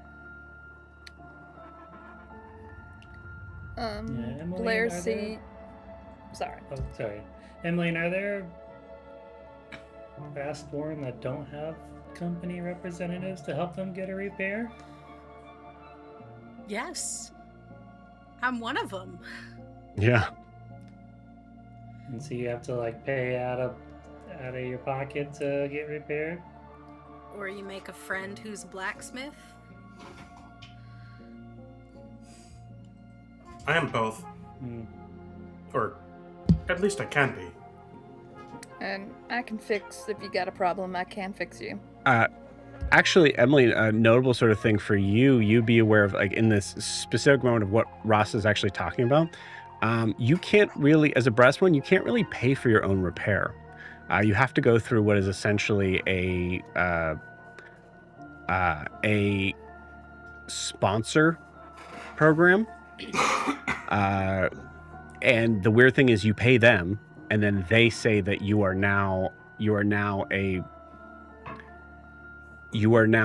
not property, but you are now of the umbrella of this company, and therefore are able to get repaired in that way. But that also means that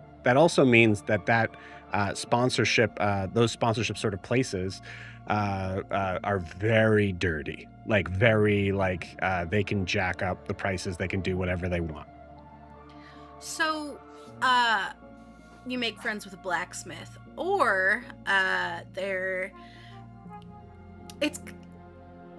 you can go to a company and basically pay them so that you can be an indentured servant and they can pay for your expenses.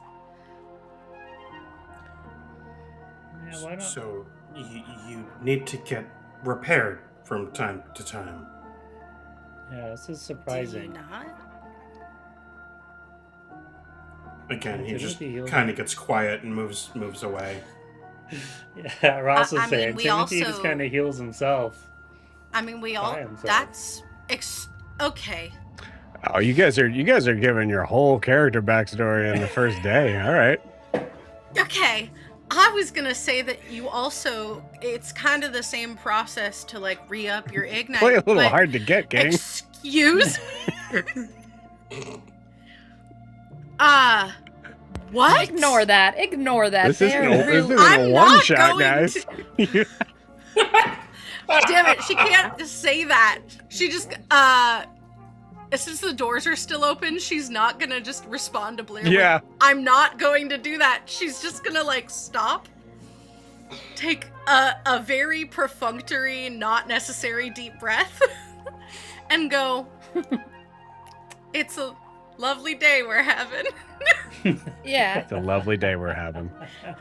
I think Wait, these what's type the of questions. quote? Hold on, what's the quote? Beautiful. I think it's beautiful weather we're having or something like that. Yeah. No, it was fine night this morning. Fine night this morning. Like these type of like personal shit maybe back at the house where we're not surrounded by a bunch of people we don't know. Yeah. I just All right. assumed I could trust these people more than I could trust anybody else in Vraxia. Is that not the case, Emmeline? Mr. Strong, I believe that you can trust me. I would be more careful about when you trust me and where you volunteer information. Yeah, but you can lie.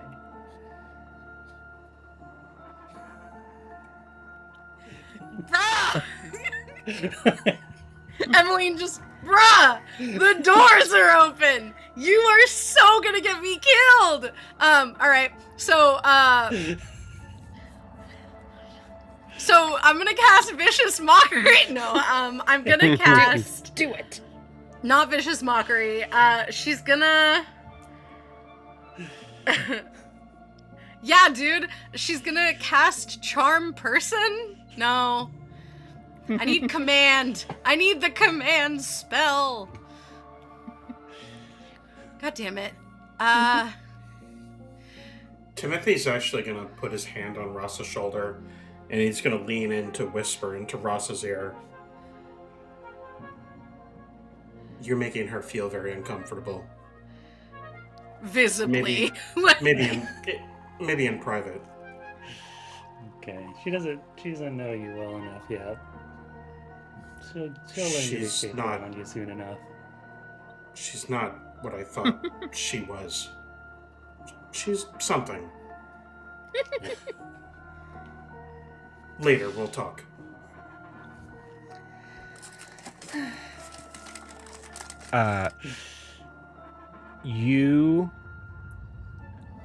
Timothy, I think there's even like a possibility of like Timothy, as you're like saying that, your words feel like they cut short for a second as something goes off. As you see almost like this moment of like where brassborns and figures and machines are all kind of parting ways, and you actually see the figure that is behind the desk. Emmeline, roll me a d20. Roll me a luck roll to see whether or not you know this person on sight. 12. Okay, cool. You do know who this figure is.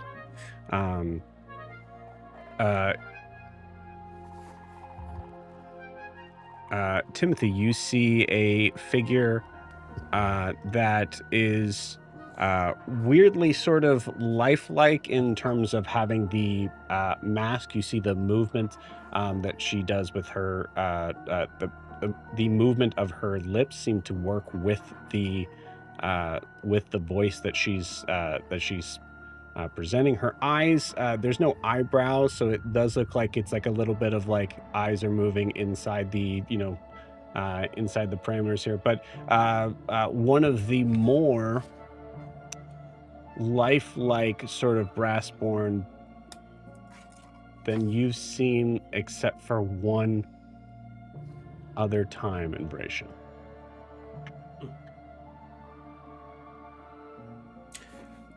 I'm sorry, you said the doors are closing? No. There's like a whole process of this happening. This was while people were parting ways. She's like kind of behind the desk, truly like maybe like 50 feet away from you.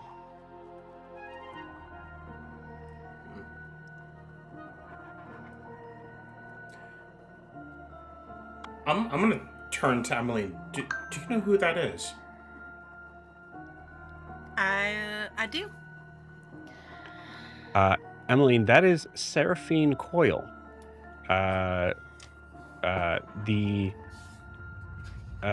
Would be defined as Brassborn Advocate Liaison.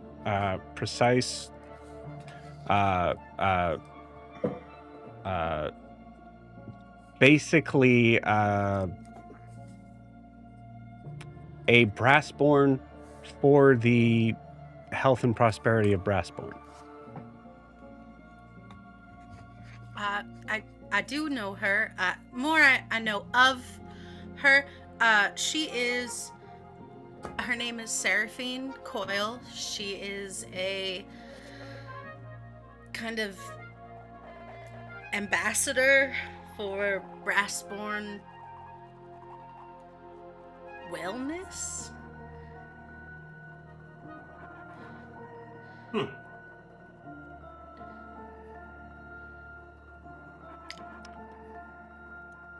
She's Emily, No, I'm going go to ahead. send you a message here, and you just decide based on that. all right. This may or may not be important. Oh no.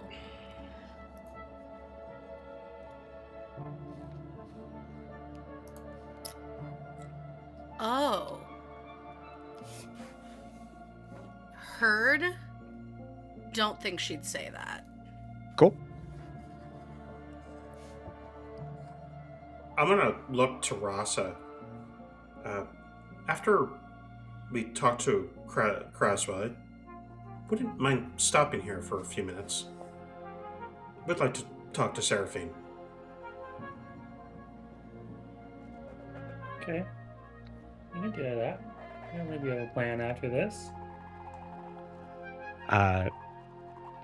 As the doors are closing,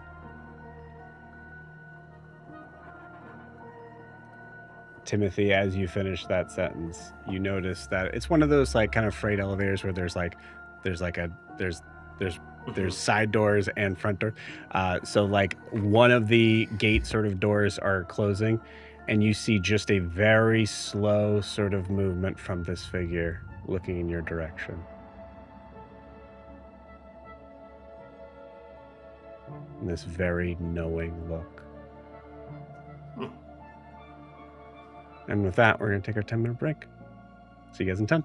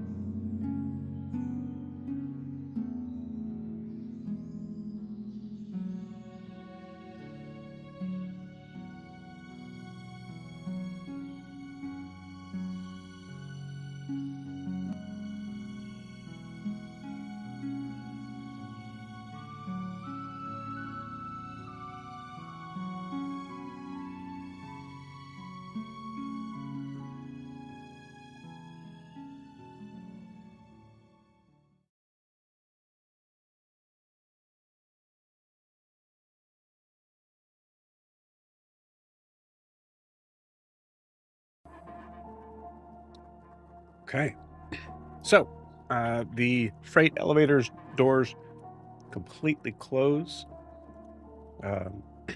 As you now notice, given that the giant machine and a lot of the other sort of a lot of other things are out of your way.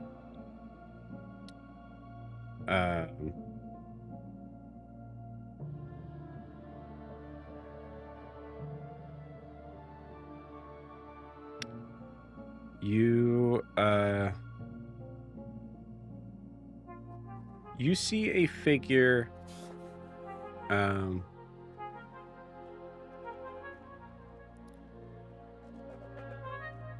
who is I would say there's only one other figure here on the elevator with you. That got on from the second floor? Possibly, or they've been here and you just haven't seen them because of how, of all the stuff that would have been in the way. It's a 20-foot elevator. There's a giant machine. There's a good chance. Okay, I'm telling you, you're not able to see. You weren't able to see everybody on that elevator. So yeah, you're not entirely sure whether or not they got on the second floor or first floor. But you see a figure that looks elven. Typical sort of build, tall and thin. Very like silver blonde hair that is kind of tied back into a tight sort of man bun. You see he has glasses on, dark vest, and you see him wearing these very meticulous sort of brown gloves. He does not seem to pay you any mind. It looks like he's looking over like some sort of list of things.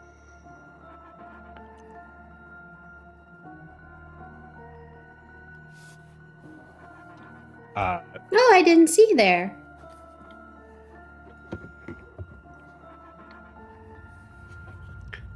No response. Can we see it outside on this elevator, or are we like on the interior of the building? I'd say you'd be able to, like, you're in the interior of the building, but there's like there's some like clear sort of most of it's like I'm trying to think of a way to describe it. You can see like little bits of wall like through it. It's not a very clear, like it's not like it's a solid metal elevator. And not Does that make sense? Great views of the outside. No.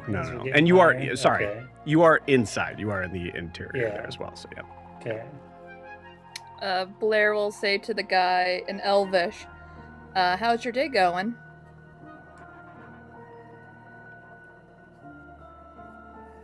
Fine.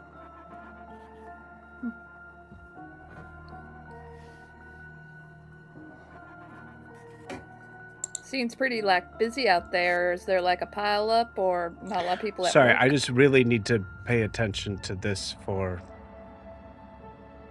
Was there... Are you here for a case? She's kind of here to meet Crasswell.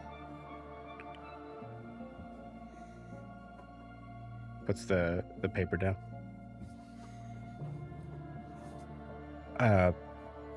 Do you have a meeting? She doesn't really... She's one of those Yes, people we that... do, Blair. I'm speaking in Elvish. You have no idea what we're talking about. I'm also speaking in Elvish. Hell yeah. Oh, there you go. She can speak for herself. Is there an issue? No. No, it's scheduled for now. Mm-hmm. Unbelievable. Do you have a meeting with her? No, clearly I don't. Why would I? You do.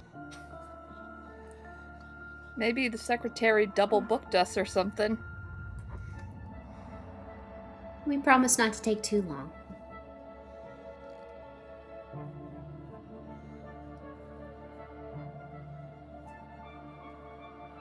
This is your first time here. Mm-hmm. How'd you know? It's my job to know. Hollis Break. I am the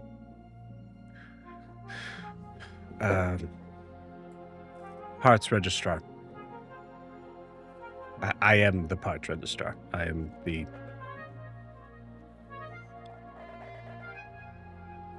I don't know what that means. It means that basically... okay. All right. In layman's terms, my job is to know everything about what is going on here at all times.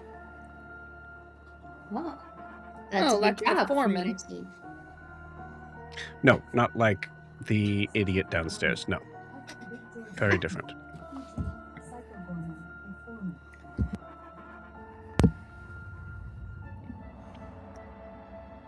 Well, that's a big job from what I'm seeing. Did you, when you scheduled this meeting, was that something that that happened days in advance? No. We were a last minute addition. Unbelievable.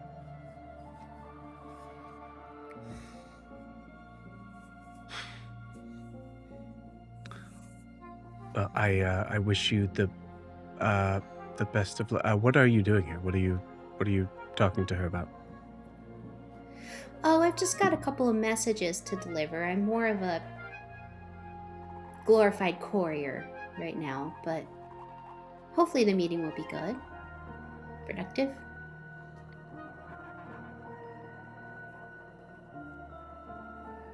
Do you need 6 people to deliver a message? It's not necessarily to deliver a message, but it's more 6 people to bring home the message of support.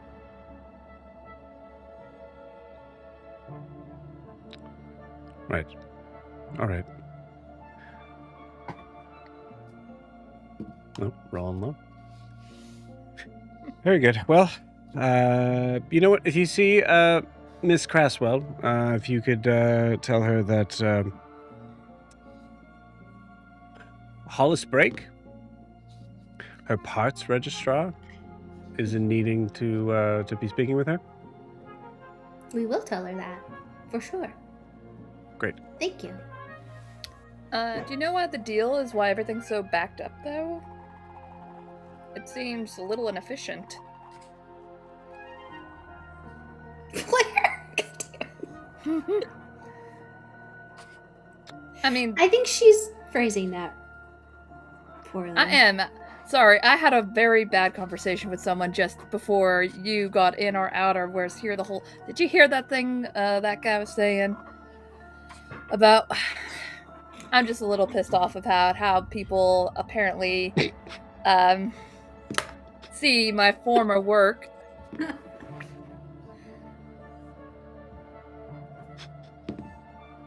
Yes, No Claire's from the response. Seems to be stonework. now actively ignoring you.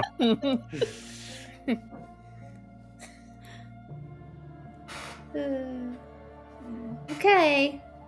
4th floor here yet?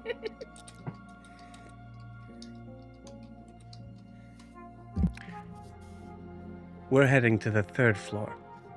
Oh, oops. I lost count. I'm sorry. What's on the 3rd floor?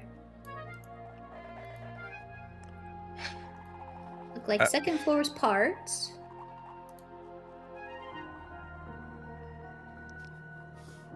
Like admin.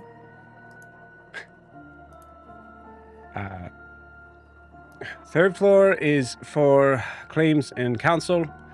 Interview rooms for injury claims, safety complaints, arbitration paperwork, wage theft documentation. Oh,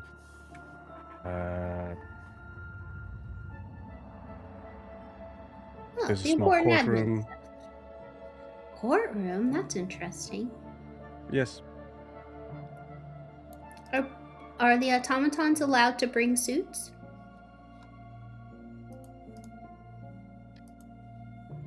Yes, ma'am. Good.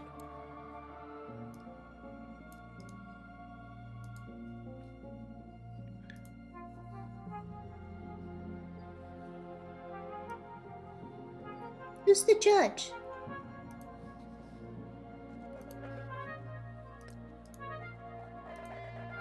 Depends on who's working that day. Are you the judge sometimes? No, I'm the pots registrar. I know, but you said okay. That maybe it rotated or something. Look, I'll be honest with you. If you're trying to talk with Miss Crasswell about anything that is political related, trust me, I am the last person that you want to be talking to.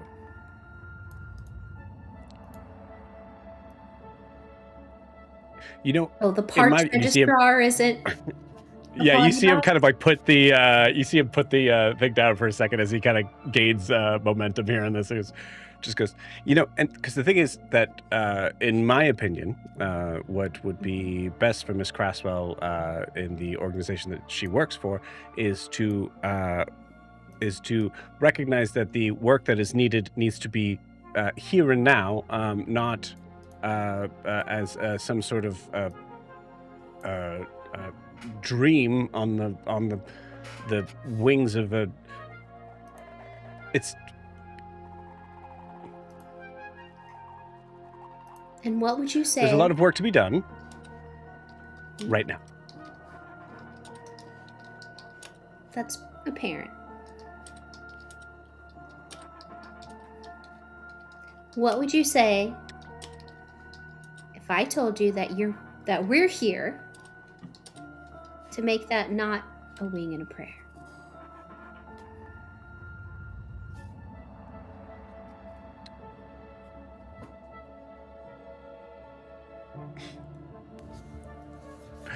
Honestly, I hope you fail.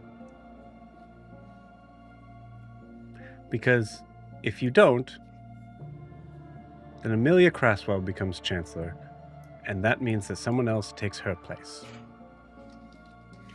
And there are a lot of things I could say about Miss Crasswell.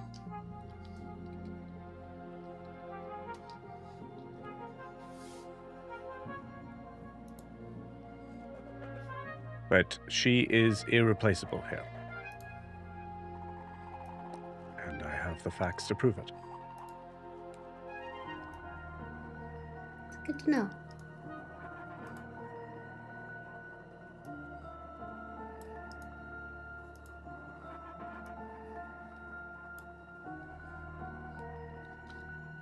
Well, forget I said anything.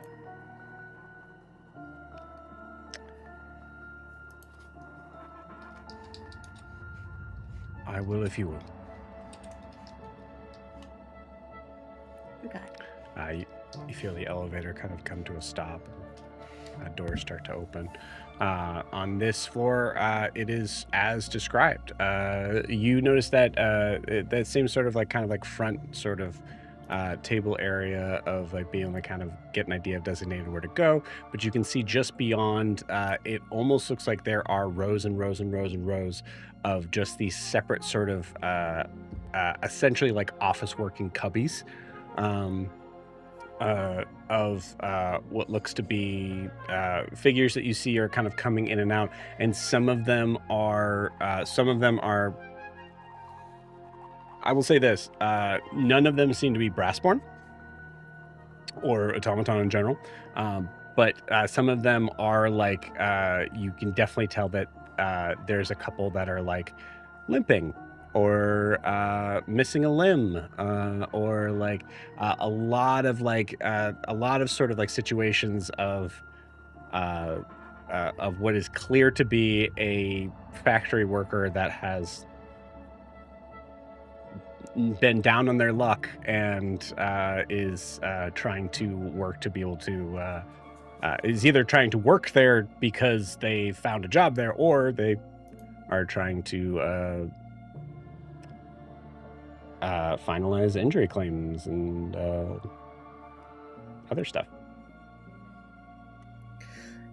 Joe, above board, when they talked about the courtrooms and everything, would I know or make a connection about our judge way back in Rustwater? Is he the judge that would come through and do the safety stuff, or different? It's hard to say. Possibly. I mean, like Vraxia itself has their own like judicial court systems, and it's not here for sure. So like this is like, if this is anything, this is like a small claim sort of court thing that seems to be possibly something that would have been designed in-house to handle, which would, be. I think, given your sort of understanding of the politics of the situation, you might be able to kind of glean like if we're able to bring the courtroom to them, then it's just easier to just handle this stuff. Okay. But yeah, you're it's not very clear on whether or not they the judge that you had would be actually, honestly, it would be safer to assume that judge was of the like there's a name for it in the Crown Spire district, but like the big sort of judicial house.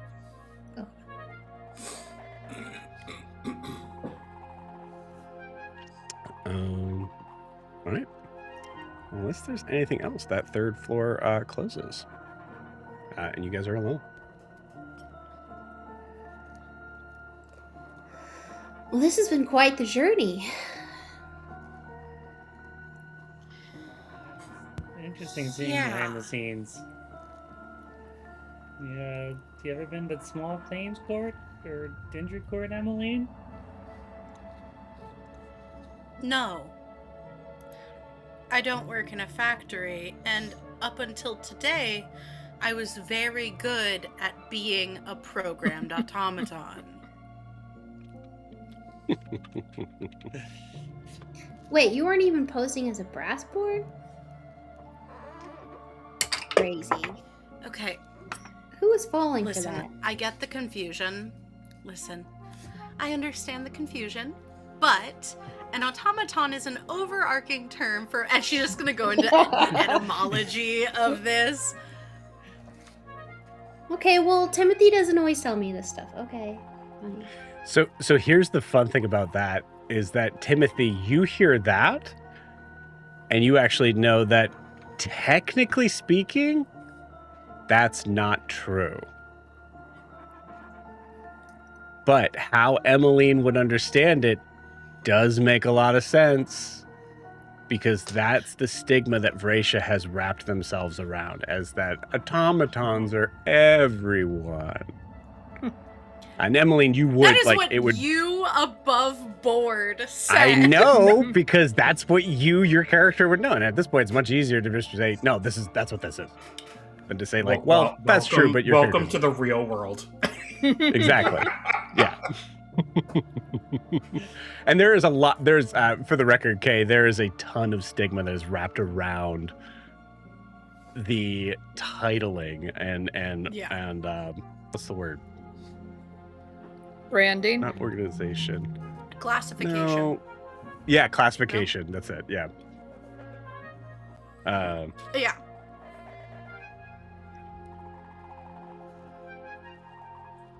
Okay. Yeah, so she explains that in technically not true. Yeah. So you guys get, I will say, what you get from that sense is, ironically, like, I don't think that everybody here would, the only person that would know for sure that that's not technically true would be Timothy, I believe. So like Ophelia, your connection in Madura is wrapped around a stigma that is very similar to Vraxia. And for Rasa, like, not an issue, not something that's ever come up at all. Really, why do we need to label anything? And for Blair, well, I mean, it's really something that is not an issue for a good reason. Like, just not, it's not really, just hasn't really come up. I'm not going to correct her at all, by the way. Yeah, makes sense.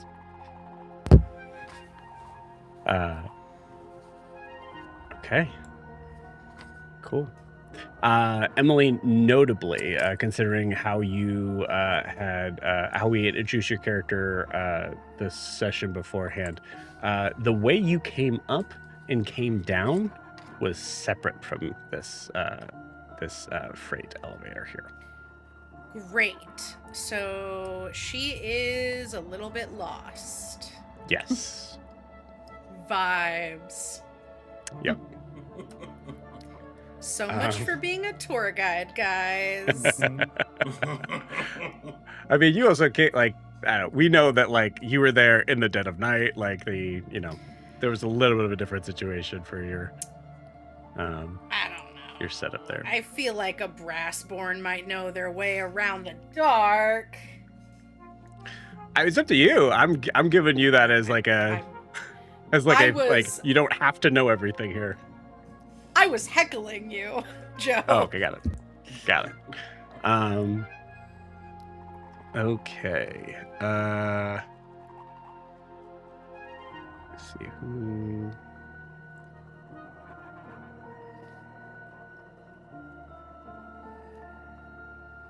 So, Timothy, are you wanting to tell Amelia that you're special? Wanting to hide that? What's the plan here? Oh yeah, that should be a conversation you guys have beforehand. Yeah. What Certainly do you don't go need? slapping her right off the bat. I mean, what do you need from her? Well, I think she's probably partial to Brassborn and shown that we've got a long-term Brassborn friend who's I'm special not in some ashamed way. of that fact.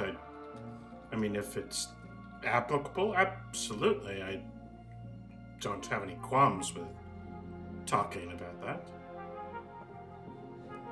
Okay. What about Can you, I take Emily? full Is that advantage still of our private? friendship, Timothy?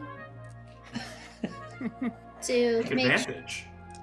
Yeah, like if we need to convince her that we're legit and she should work with us, can I just use you as the example as my Brassborn friend?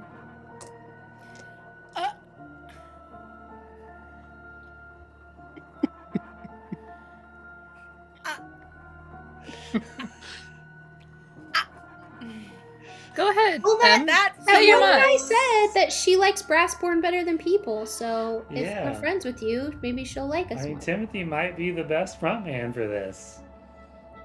Well, I think we've learned our lesson on that, but can we at Well, least that have was some, Blair. Don't put Blair Positive as the front association. man. I don't know if you guys Yeah, know whether or not it was That's Blair true. or That not. was unfair to Timothy. You're right. You, That- above board, I don't know if you guys know that it was Blair. Oh, that's right. Oh, yeah. I So agree, that, Joe. that You is should have very tell funny. us. That it's like, well, She we did know tell that us. Timothy may not be able to be trusted. No. Timothy's slightly better, or not. We're both horrible at talking to people. Blair did tell us that she threw around the Ophelia Hargrave name. Yeah. That's right. You're right. Yeah. How well that worked. Yeah. Well, we'll I'd see be- what happens with this. I'd be happy to vouch for you if need be, Ophelia. Thank you, Timothy. Yeah, like back her up, like be a hype man or something. Yeah, we're your cool human friends. Because we're all What about- human. And what about you, Emily? Is this a secret, or does Amelia know?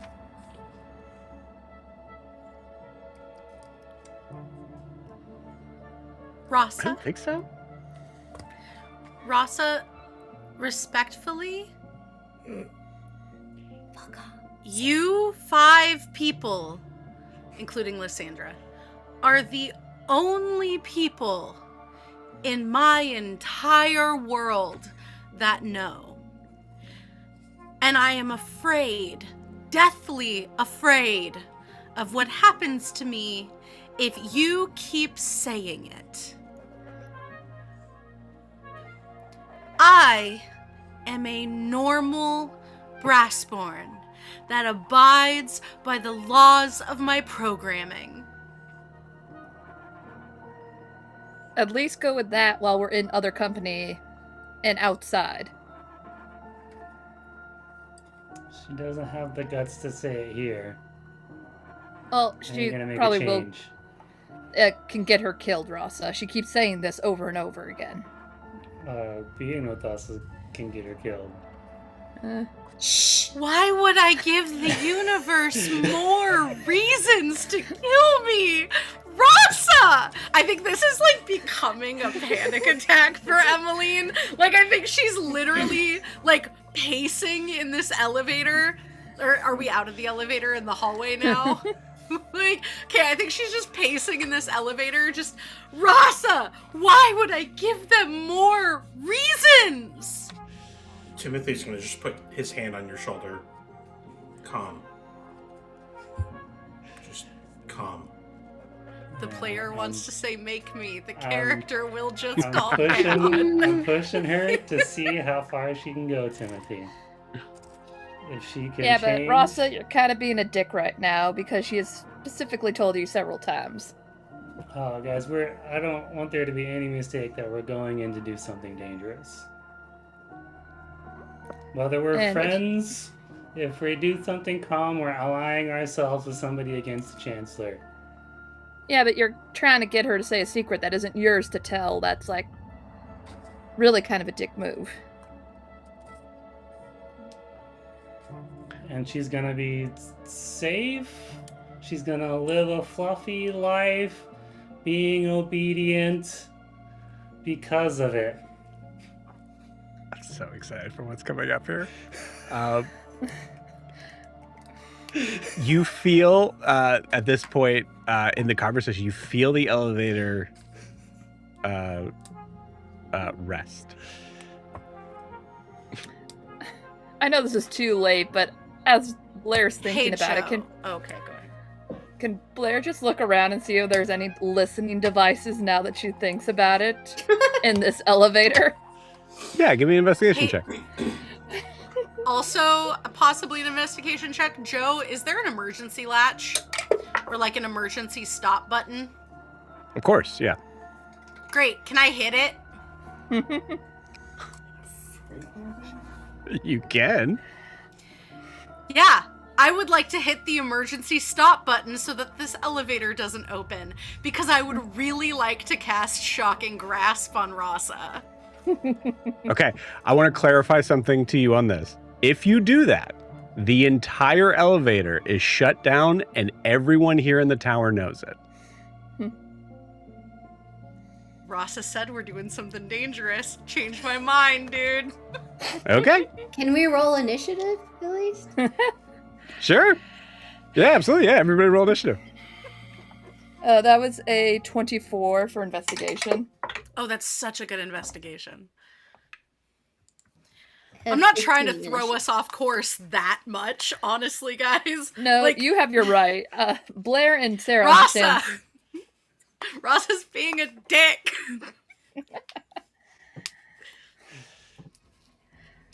All right. So hand starts to go out from Emmeline towards the towards that that emergency sort of switch. Everybody, roll me initiative. And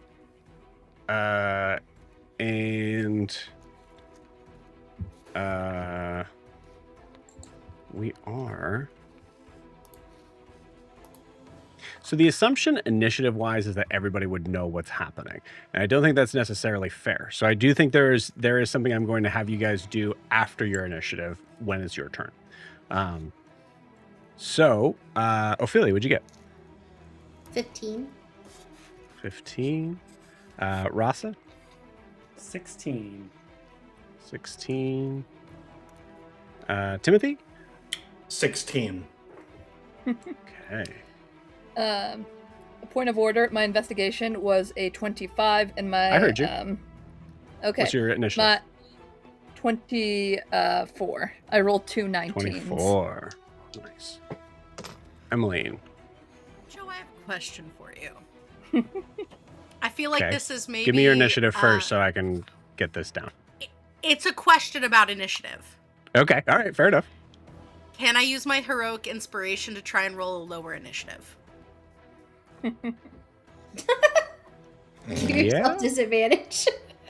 I mean, like, I want disadvantage because I Okay. got a really high initiative, and I don't think that's... I don't think that tells the best story. Fair enough. Yeah, absolutely. Yeah. First time I've been asked to use inspiration to roll a lower number. I thought that might be weird. Okay, I got a 12. 12. Okay. All right. Cool. Okay. Blair, on your initiative, go ahead and roll me a perception check.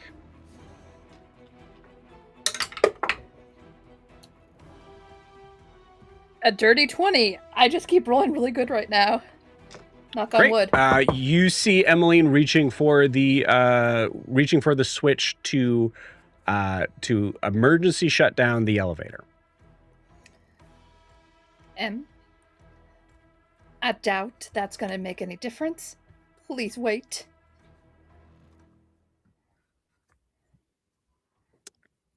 Okay. Anything else in that 6-second round? The investigation check. Yeah, you don't see anything that's giving you that sense Okay. of spying. And I just say it out loud so everyone puts their attention to M.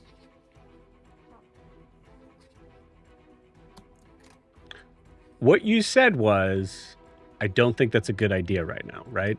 Yeah, M. I don't think that's a good deal right now. I did say her name. Right. I'm going to be maybe a mean DM here and say that doesn't affect their perception check. Okay. If it was, hey, don't touch that break, that might be a little bit of a different thing.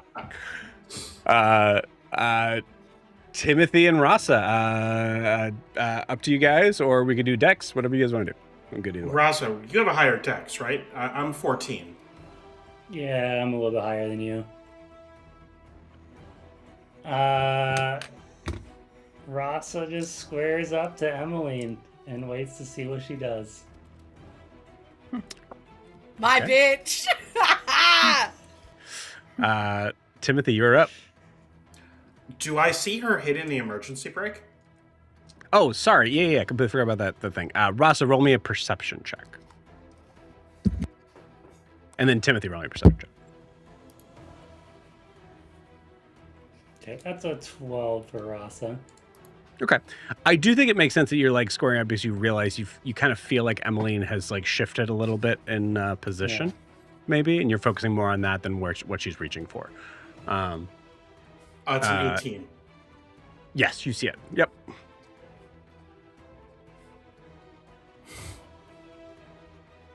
I'm going to punch her in the elbow. Is there an intention here? Oh, yeah. He's striking at her elbow, like at the arm that's extending to like push. So you're trying to keep her from hitting yeah. the. Okay, you got it. Okay, cool. Pasonic Field on M. It is a reaction.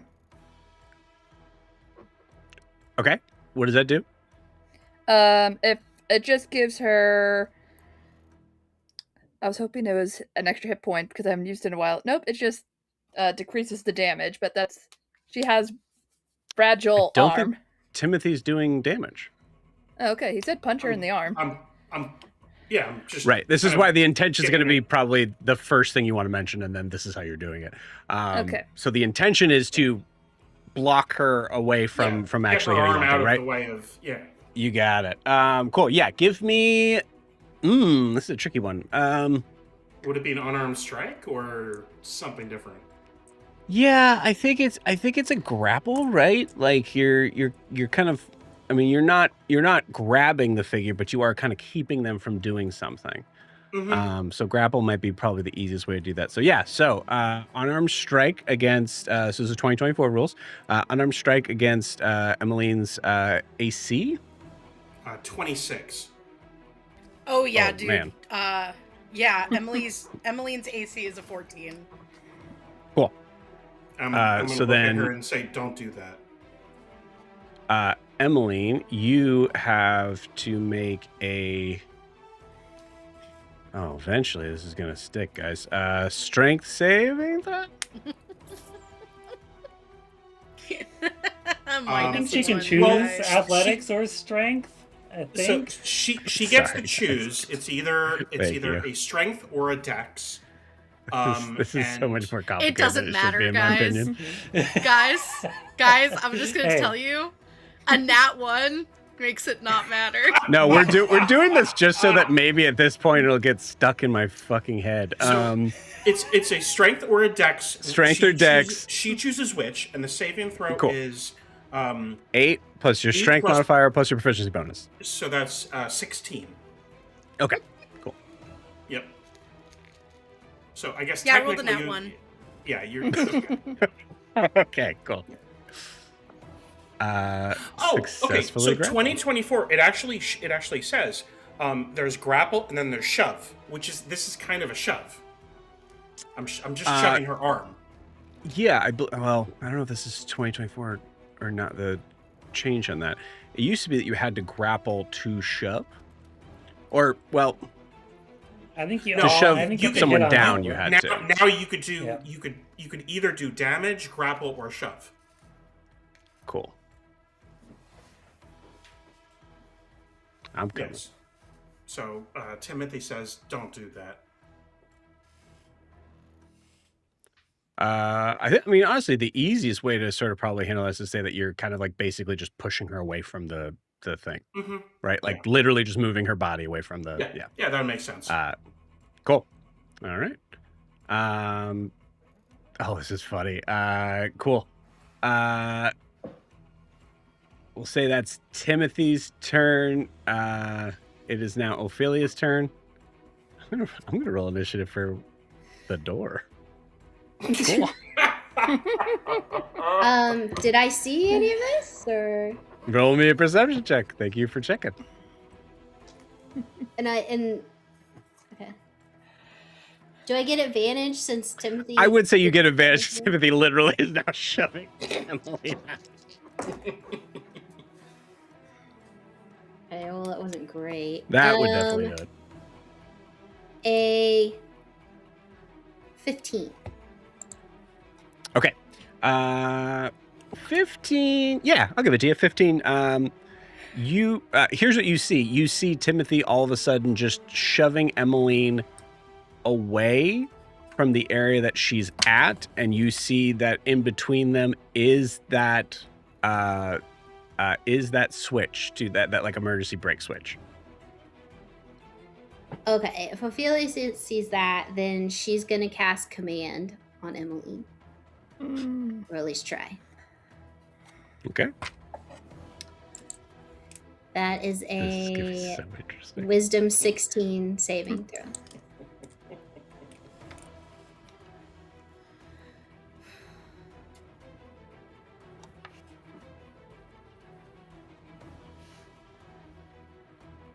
$13. All right. So you just hear Ophelia say halt, and you Okay. freeze. So Emmeline, you And are then can I- frozen in place for a round at least. Yeah. And Um, she says, Go ahead. No, go ahead. she yells halt at Emmeline and says, I get that Raza was being a dick. I really do. And you have every right to be angry, but you need to do it on your own time. I've got a meeting. And then she's done. Okay. Emmeline, you are halted. Some interesting things happen here. One, I don't think you've ever had a spell being cast on you. So there is a weird sort of realization. We didn't really talk about this above board, but there's a weird realization of like whatever Emmeline's understanding of her own abilities, there's a very good Yeah. chance that Emmeline may not be aware that there's more than her that could do that. Interesting. Okay. Vraxia is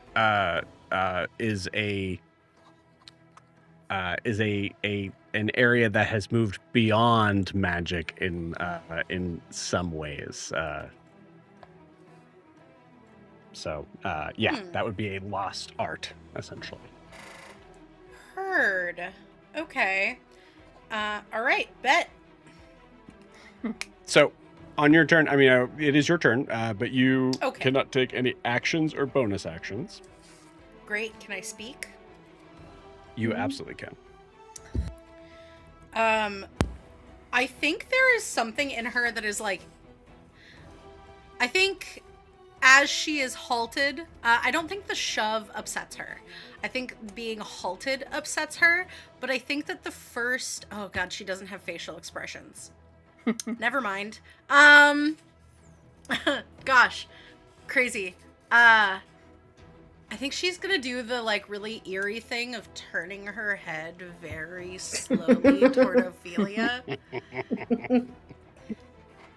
Wait, you can do that too? 2?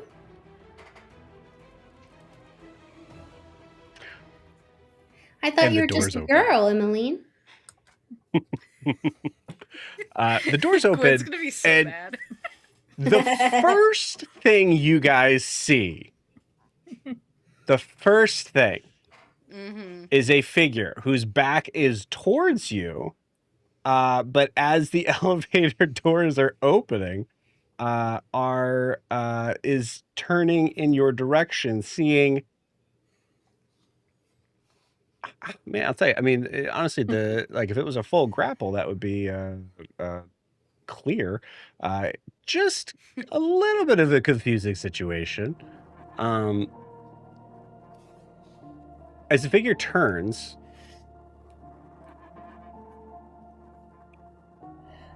I need you all to give me an investigation check.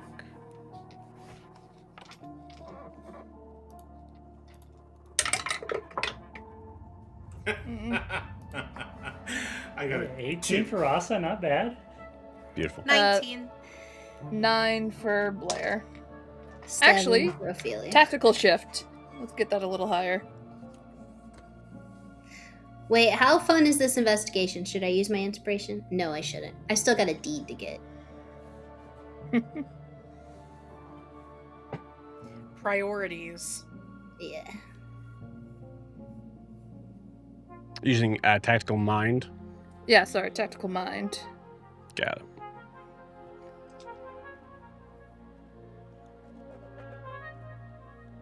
Okay. What do we get? So I know Timothy got a 2. Ophelia got 18. low. 18. 7. Okay. 16. Emmeline was 19, I think. Okay. Yep.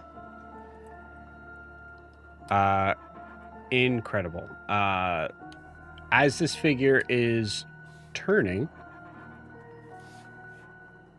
you don't recognize the face. This face doesn't seem to recognize any of you. But you are Rasa, I think Rasa, Blair, and Emmeline, right? Blair, what'd you get? 16. 16, okay, yeah.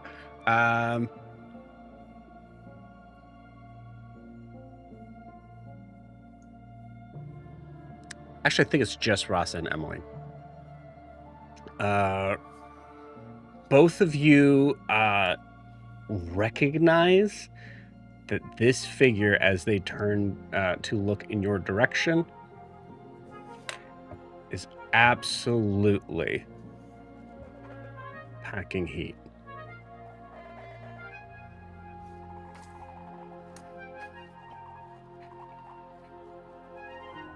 Hello? Good morning. Hello.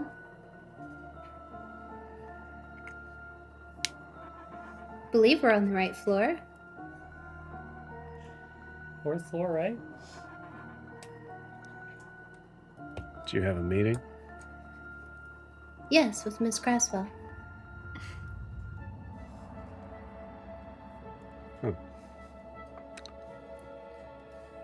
Well, it looks like we got double booked.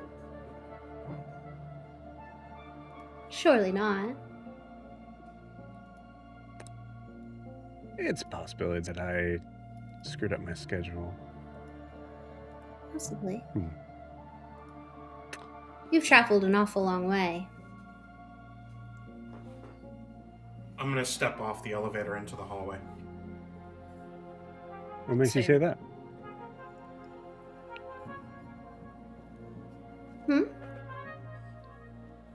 You said I traveled an awful long way. What makes you say that? No, I said we have. Oh. But did you as well?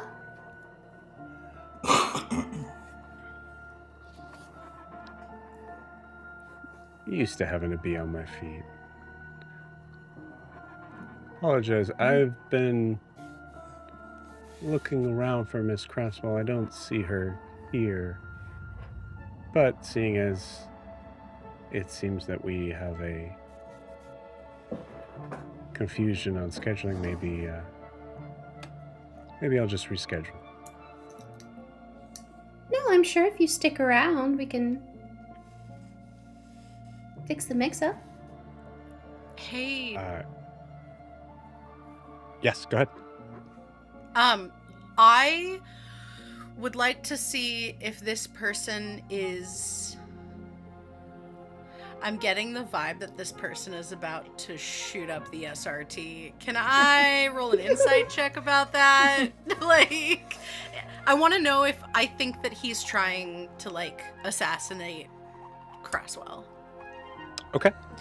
What, sell that to me. What would make Emmeline be aware of that type of behavior? Well, okay, background, the saloon is in a dangerous area. Mhm. I think that she would understand violent intent. And I want to know if when we said that we were, when we as a group of 6 people with 2 Brassborns say that we have a meeting with Miss Crasswell, if there was like mischief or distrust or like a flash of irritation in his features, like he would Okay. look at us like we were lesser, Oh. Okay. like the Brassborn. Okay. I feel like you're asking a lot of things for that. Okay. The initial intention is to try to figure out, is this person dangerous and were they coming here to assassinate Amelia Crasswell? Yes. You got it. Yeah, I would say for your mediator sort of like background that you had to deal with for the past, a year or so. Yeah, I'll allow you to roll an insight check on that. Joe, he's in the hallway, right? There's not really a hallway here, but he's not on the elevator. Okay, yeah. I stepped off the elevator, I guess, sort of toward him, but like toward the wall, I guess. Yeah. There's a very wide sort of area here, so you stepping off would not be but that weird. Just slightly. Yeah, no. Yeah, I figured it wouldn't be weird at all, but closer to him. Yes. Yep. You got it. 17. Okay. 2 things happen here.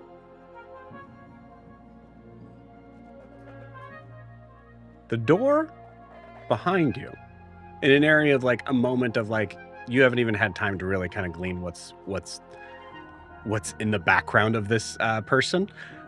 You hear a door open and realize that there is a door behind. And you see this figure step out. Small, about maybe not halfling, but 5'5", we'll say, figure. Very young looking, glasses, very, very big glasses. like tousled hair. Looks like male human. You notice that his very much like Gaspard, he seems to have oh my gosh, machine hands. You see him kind of step out from a door and oh, hello. Hi. Hello. We're all in a meeting traffic jam, I think. Oh, okay. Yeah, all right. Could you give me a second? And you see the figure, the other figure in the room. Just, no need. I will reschedule for another time. And takes a step back. As he takes a step back, Emmeline, is when you clock that look. That is exactly what he was here to do. I would like to cast suggestion. Okay. And I do believe I have subtle spell. Let me double check. No, there is another me in this group. Say you better. Oh boy. Oh my god, what are my magic? Yeah, I do. Okay, I have subtle spell. I would very much like to cast suggestion. DC 17 wisdom save. Okay, I'm going to ask what your intention is here on this to know whether or not we all need to roll initiative again. Okay, she's going to cast suggestion on the violent figure, and she is going to say, "You're going to leave." Oh, he's leaving. Peacefully. He seems to be okay. stepping back towards the elevator. That's what he's doing. Okay, concentration up to 8 hours. Bet. She's going to say, "You are not going to attack Emily Crasswell." Okay. And then she will hold concentration for 8 hours if this spell works. If this spell doesn't work, are you subtle spelling it? Yes. Okay. So I will say this: subtle spell still would be, if he makes the save there, he would know that a spell is cast. He would not know who did it. Okay. You got it. All right. What's the DC on the save? 17. It's a wisdom save.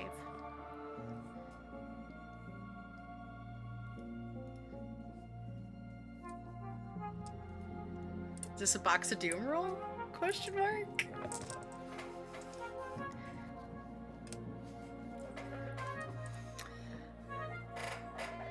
He's gonna bring out that waiting room map. What you all see is the figure continue to back up towards the elevator. Subtle spell, none of you guys see it either. And you see his brow kind of furrow a little bit. Looks around.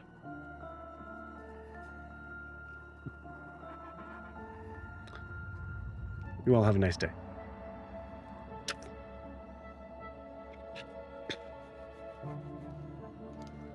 Man, I wish I'd gotten better than this stupid 7. And you see the door close, the elevator go down. Weird. The craziness of this moment is broken by a. I don't see a meeting scheduled for Miss Crasswell. I apologize. She's not in right now.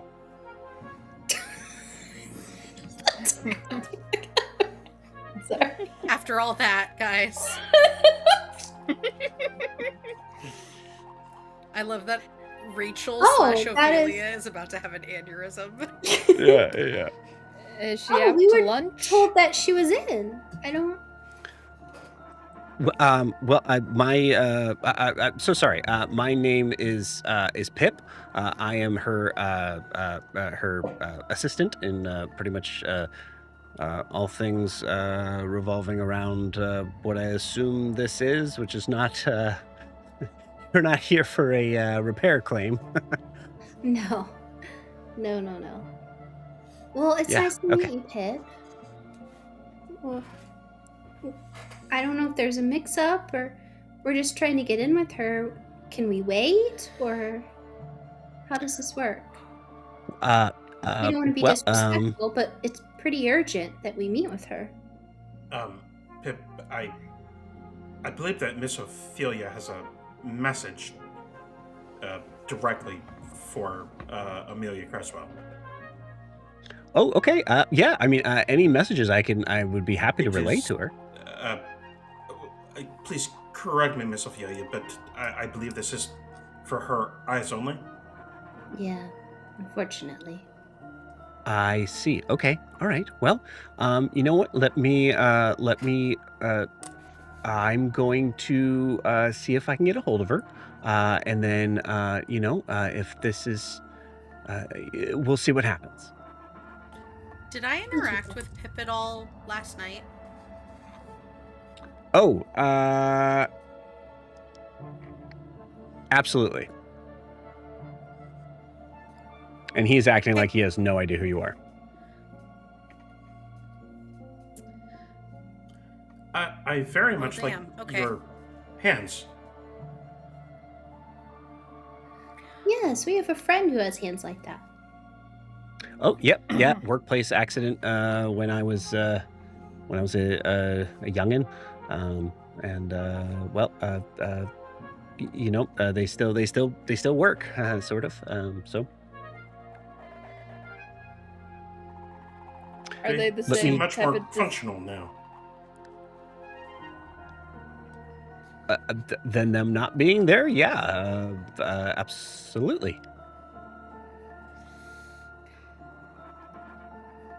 Is it the same type of design as Gaspard's? Like, is it similar craftsmanship? Similar, yeah. Yeah, the guy we knew, Gaspard, his looks very similar to that. Okay, all right. Well, you're wanting to talk to Miss Crasswell, so I'm going to see if I can get a hold of her, and we'll see where we kind of go from there. If it helps, can you tell her that we have a message all the way from Madura? Oh, yeah, that couldn't hurt. Thank you. You could also tell her Emmeline needs to talk to her.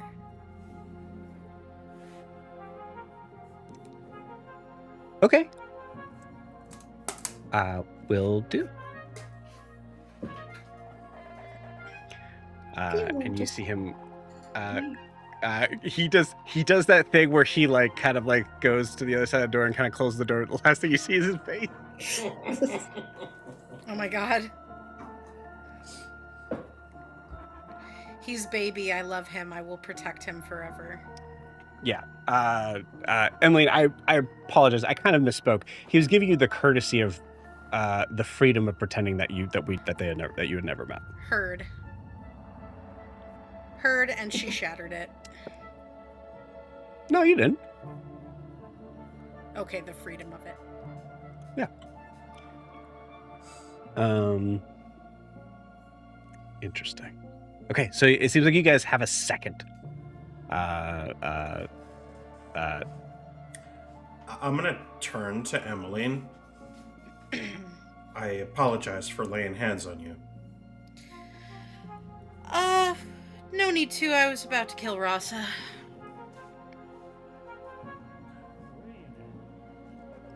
In what way? And she's just gonna look over at him. That was a joke. In like the most robotic like tone humanly possible. That was a joke. That was a joke. It's an 18 insight. I don't know what that gets me. Girl! Girl, it was not a fucking joke.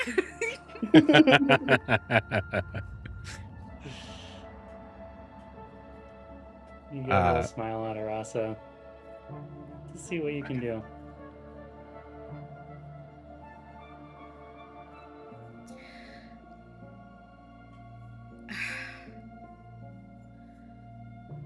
Just, Ophelia.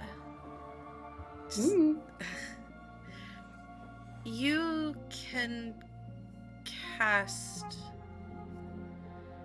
You stopped me. Mm-hmm. How long have you been able to do that? I lost her accent. Since forever. Oh. I've always known. And What about you? did someone teach you? Because nobody taught me.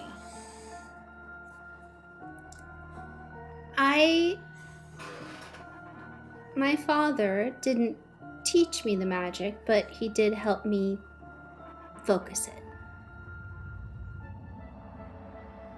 and practice.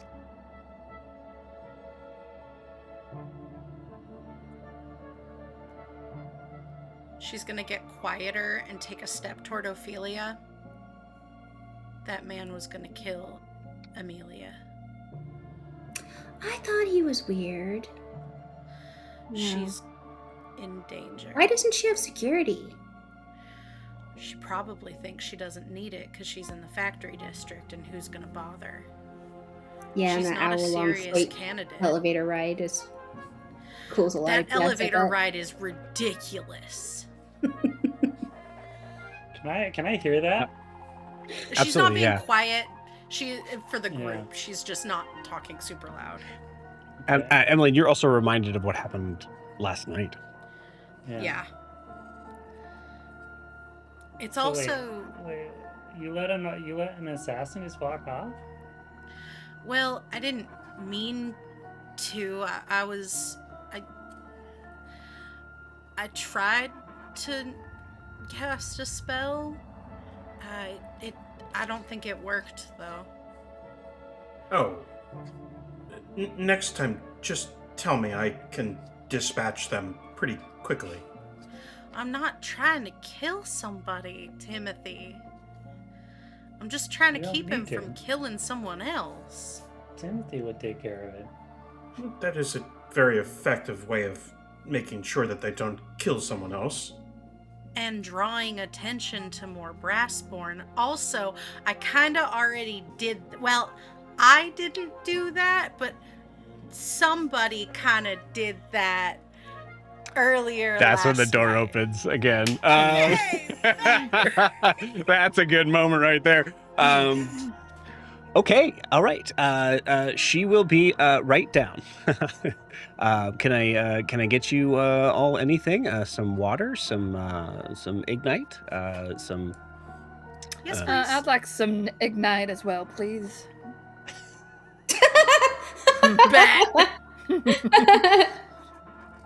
Timothy looks to Ophelia when Blair says that. Everybody just turns towards Blair. You know who doesn't turn towards Blair? Emmeline. I'm actually running kind of low. A lie. Is it too much trouble to get just a little extra, just top off? Yes, of course. If you, I have we actually have the system right here. If you'd like to open your reservoirs, just get that situated right away. Yeah, Blair, Great. open your reservoir. Yeah, Blair. Okay. Emmeline is gonna. I assume it's like a hose or something, like a gas. Yeah, hose. it's like a hose. Yeah. Great, Yeah. great. Emmeline is going. I assume that she can kind of like self-guide it. Like, I don't think Pip has to be all up in her reservoir. Like, you know. I mean, Pip doesn't have to be. No, he enjoys So that the part. personal. They just met. But again, privacy for Brassborn is not. But that is a 3. Yeah, but so he works for Amelia. That's one of the perks of the true. job. That's true. Yeah, you see him just kind of. He is. Here's what happens. He holds the hose and it's just. Great, Feel free. Come here. great. She's said, going "Come eat?" to. What did you say? She said, "Come eat." I said come here, but I will say he probably wouldn't have even said that. He's just kind of gesturing like, here it is. Like, this is such a dumb scene. This is so ridiculous. Okay, so Emmeline's Such a going to fucking like. dumb scene. So Emmeline's gonna like hook it into her reservoir because I assume it's like a gas pump, but she's gonna hold her hand under it and collect. Like slightly have the hose ajar so she can collect like a handful. In Yeah, her I rolled a metal 3. hand. As soon as it's connected, Great, he starts bet. to kind of like look away. Yeah. Great, and she's just gonna like slip it over to Blair, like sleight of hand style, like. Yeah. Beautiful. Blair has to have some kind of containment thing for this because she's been wanting quite a bit more ignite. Yes, Got and I would say like glass vial, that sort of thing. But something interesting, Blair, something that you haven't seen yet, and actually, honestly, Rasa, you haven't seen this either. If and when this comes to light as well, so this is a powder,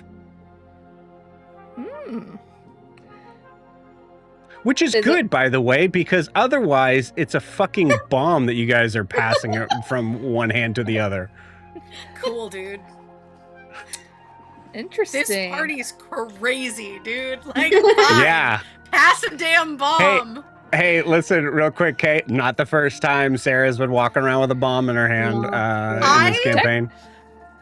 Blair or Sarah, I have known you for 3 sessions. I fully believe this. She has kind of a bomb in her back pocket right now that could kill probably a lot of people in this building. I believe it. Timothy has a note. Yeah. Well,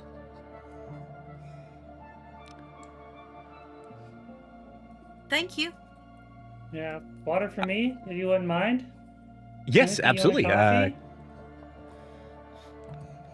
coffee? Okay, Christ. Rasa, you're so... we do have coffee. Yeah.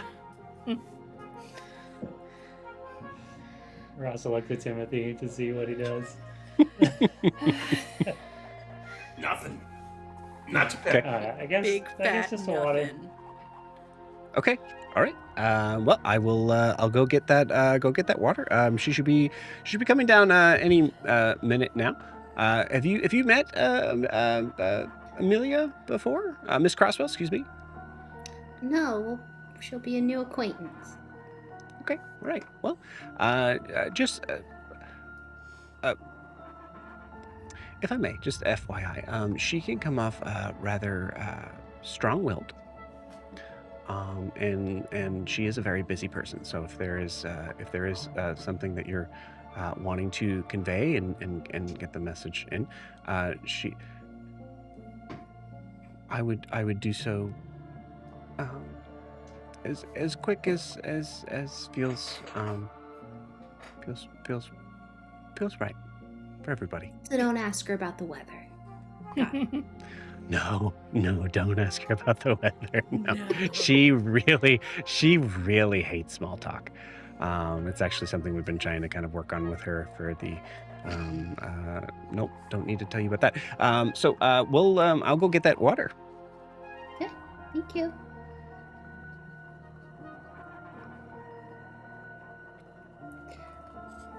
Okay, well, Are we if we're being gonna work invited with into the her, we need room, to. or are we just like hanging out in the lobby? I think we're just Just in the right lobby. there. It is a lobby. Yeah. Thank you. I keep forgetting Yeah. to explain. It's essentially a lobby. But it also is actually so. This area right here is actually weirdly, like you kind of feel like there's the business sort of thing of like what the floors have been, and then this may have been a like business part of the SRT building, but it doesn't really feel like that now. It is you see that there is a like lobby sort of thing, but there's it's one of those like what do they call it? Like a New York sort of like loft thing where you can actually see like behind, like you can see that the wall doesn't go all the way up, and you can see that there's like this heavy sort of like brick warehouse sort of vibe behind, and it's like the lobby is this really, really shitty facade of like what the lower floors sort of look like. But you get the feeling that past this, it's going to look very different. Okay. If I'm not explaining that well, you'll see it in a second. Yeah. Rasa would try and head back to the elevator and see if he can look down or look outside and find that guy that to the left. Okay. I would hunter's mark him if I could 90 feet. Okay, cool. I mean, it does take like 25 minutes to go up and down the 4 floors. It does. You're right. I think I've got time. You do have time, and that's dependent upon who's coming off and on the elevator, right? So, sweet. Okay, cool. Give me a perception check with advantage, given the time. There is a window nearby. That would be the easier way to handle it. Okay, that is 19. Okay.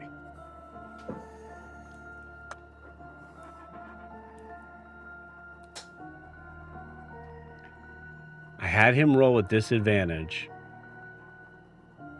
And one of those is a nat 20. The other one was a 17. You see him, he has put a hood over his head as he kind of walks out, but you recognize the duster. Okay, so I'll hunter's mark him and then I'll come back to the group. Okay, alright, I got an hour on your friend that just left. I don't know that will be done in an hour, but if we are, we'll certainly happen to go have a little chat with him. You can have one of your little friends, like, follow him? In this city could be a challenge during the day. All right. Well, here's your water. And I know someone mentioned coffee, so I'm going to put this cup of coffee out here for anyone that would like some. If you want more, I will be around. Again, my name is Pip. And can I get your names? I'm Ophelia Hargrave. Yeah, Rasa Strong, nice to Emily. meet you.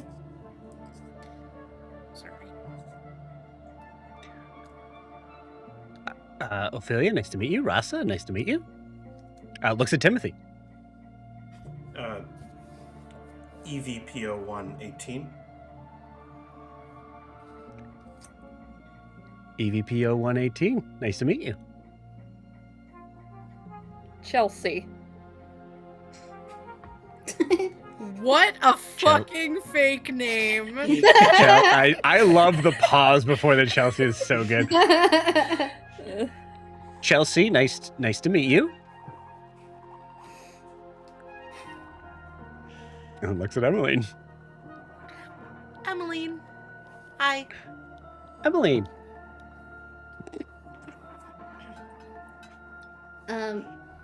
I think he goes, Emmeline, because Emily's not making a clear thing of like, it's okay that we know each other. So he just goes, Emmeline. Great. Yes. Did Ophelia see any recognition when she said her name? I rolled for it. You did not. You hear a door open somewhere in the back of this warehouse. And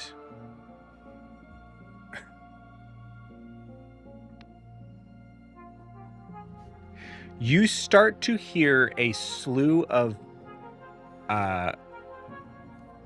curses and profanity from a female voice that is continuously sort of complaining of, no one seems to know how to do their own fucking job here. I've been here for how many years now, and no one seems to really understand that I there's this one thing that I do, and there's this one, and you can hear that there's a moment where it sounds like something is like rubbing against their face as they're talking, as she's wiping her face off, assumedly, and I just have one job. I understand. Yes, being a politician is difficult. I understand that, but there's no reason for me not to be able to have private time. That's not the.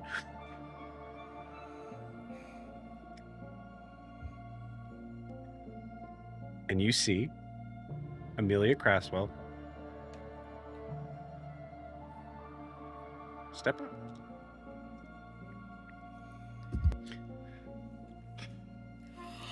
Hi. Oh my god. Hello. I understand that we had a meeting that I wasn't that I must have missed. Yes. Hello, Miss Crasswell. Amelia Hargrave. Anything? I don't think I have to. I'm gonna roll with advantage. Yeah. Oh boy. Okay. No thanks. If that was the message, no, thank you. No, no. No. Is Pip still there? Pip is there, basically trying to make himself as small as possible. He heard that you heard what she was saying. Poor guy. Is Amelia or is Amelia as young as she looks in that picture? It's a good question. She looks to be probably, she probably looks to be like in her, I'd say mid to late 20s. So yeah, pretty young. I'm not here on behalf of myself. Oh, I know you're not. I understand that fully. Look, I apologize. I assume you've come a long way. And I appreciate any sort of support that you're given from a distance. I don't think you understand who I'm here for. Okay, all right. Go ahead. And I hand out. Open it. I'm not saying it's from a friend of either of ours, but I think you want to read it.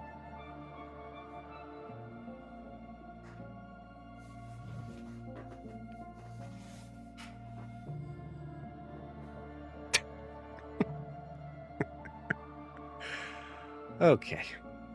Well, that is interesting that both of you are working together, but the answer still remains the same.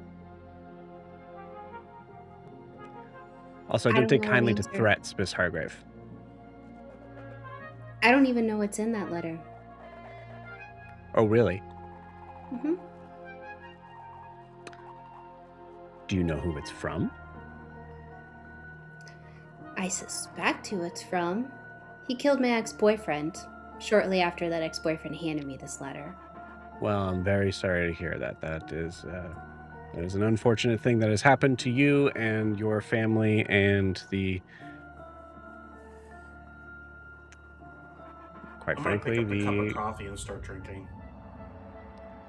Okay. Quite frankly, the scene that I'm sure you've associated yourself with. I appreciate that you all have come so far. Please vote. Is there anything else? What Someone are was you here doing? to assassinate you. There was They're an friends assassin- now, Joe. I don't know what to tell you. We'll do Timothy, Emmeline, and Ophelia. Blair's just putting her head like this in the background. Miss Crasswell, there was an assassin on the floor here waiting to dispatch you. They're Blonde gone right with now. a duster and a scar on his face.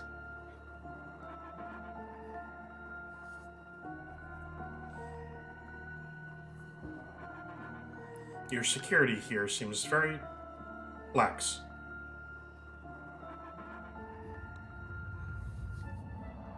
Emmeline, you know this for a fact? Yeah.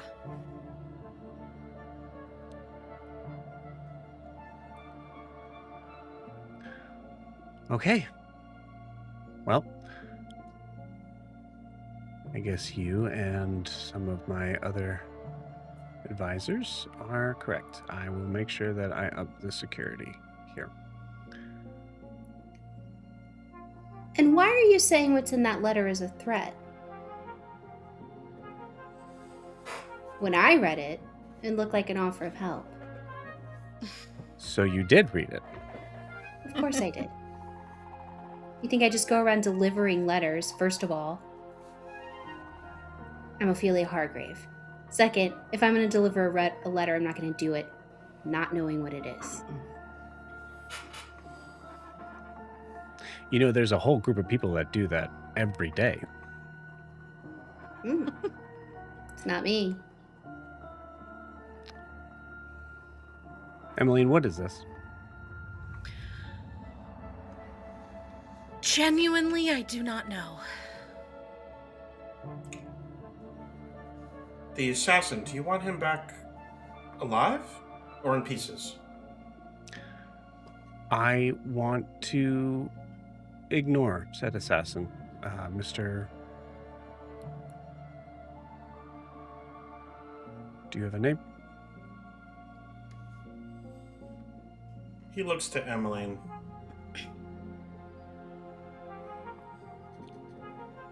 Is she really worth it? All right. Yes. Timothy. Mr. Timothy.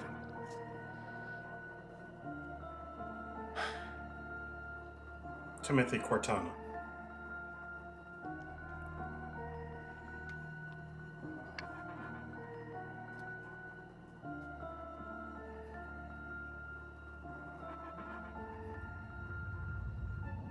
Why do I know that name?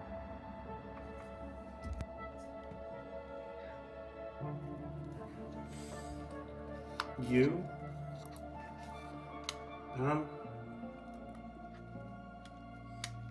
Well, you might know Ignatius or Patricia, perhaps?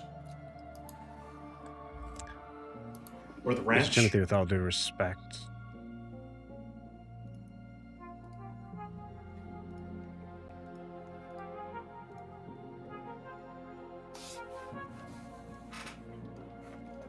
Cortana Ranch.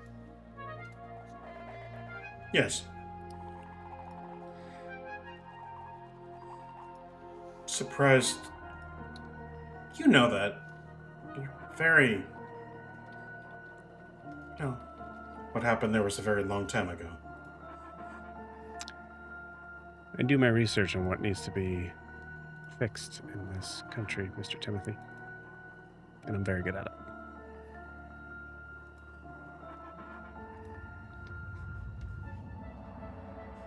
I was given wrong information in understanding that everyone of that family was put to death.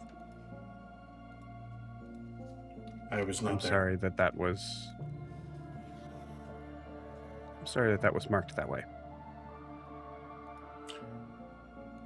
In your research, did you ever find out who was responsible?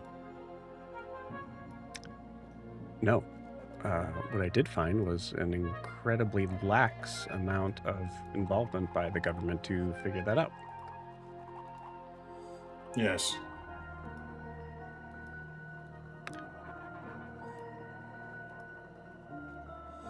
Timothy and I Look. are the sole survivors from Cortana.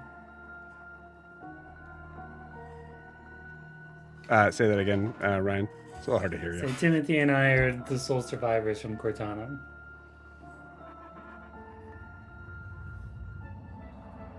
You're also a Cortana? Not a native. Married into the family.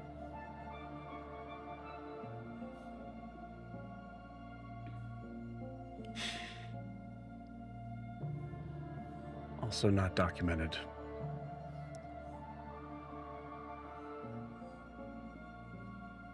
Well, I am very sorry for your loss.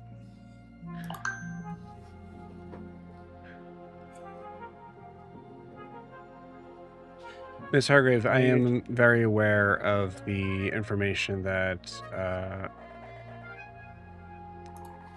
Ferrum Pareo, and you see you see Pip just kind of like pull in a little bit more, claims to have on me. It is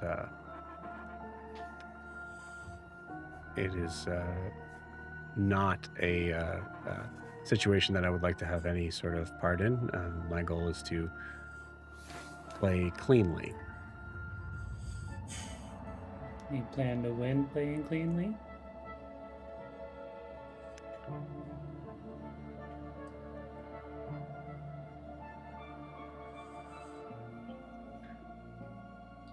I don't play to lose, Mr. Russell. From what I'm hearing, the odds are pretty slim for you.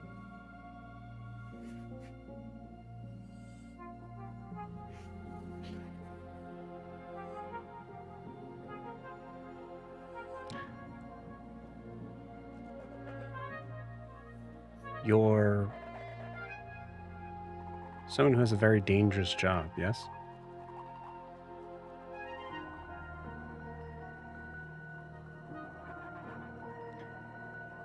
Judging from your clothes, the smell from them, you work with emberbacks. Am I right? I did. Until we learned that Rustwater has a very short future. You're really quiet, Ryan. If you can get as close as you can to the microphone talking. Yeah.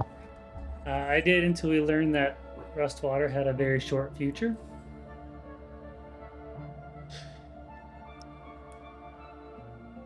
All that aside, that is an extremely dangerous job that I assume does cost the lives of people on at least a yearly basis. Yeah, and we're... So why do it?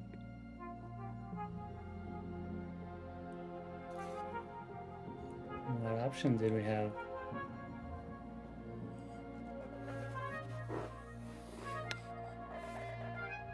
My thoughts exactly. You would support us in our ending of manufacturing of Ignite? Or just let us all starve and the ends would justify the means for you? Look, if you're here to have a political conversation about this, that is an entirely different discussion. I was relating to the concept of why someone would do the work if the odds are stacked against them. Which I agree, I understand, I know. Trust me, I have a ton of advisors that are telling me exactly the same thing. Have your advisors told you about the Dominium stores that have been found?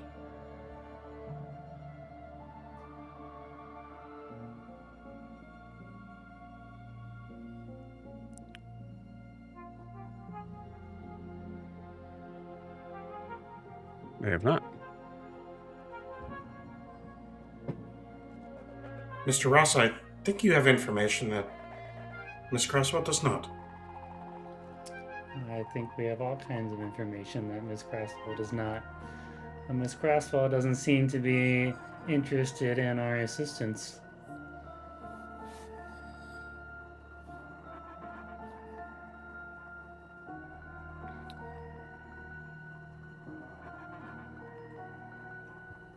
Let me make something very clear to you all.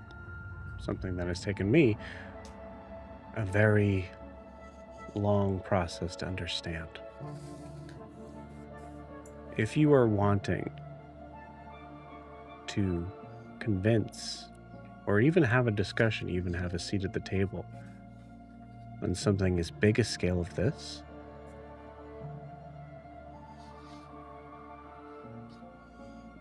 you don't come in with a crime family's daughter giving a letter that most would consider to be a veiled threat. I came in thinking you're a little more discerning than that. I'll admit, I was surprised to think that you were somehow involved with Eldon Price. The blackmail thing makes a lot more sense. But if you pay attention, like you say you do, then you know I'm not just the daughter of a crime family. You also know that I served in lower parliament. And you also know how hard I fought against the property law. And we all know that ended. I think we all get mixed up in things we don't always have a choice in. And none of us are with fair and pareo. Somehow we keep running into them, but we're not involved. And we showed up here today because we thought that Brassborn, people from the south, people from Rustwater, someone who has genuinely tried to fight against Micadair, that you maybe give a little bit of a pause and see that we could help. I don't know. I still don't know if you are genuinely running for chancellor. Are you showing up to debates? Are you doing this? If you are, fine. But if you're not, and there's some other angle, maybe we can help. If you're caring about the Brassborn, which I do appreciate, but there's also people down on the farms. And I'm going to bring out the paperwork that shows about the corruption in the farm we just went out. They're using the no inheritance laws to try to steal people's farms and take them all out. Would this interest you? Or do you only care about this district? Being a chancellor means you have to care about everybody. Or at least try.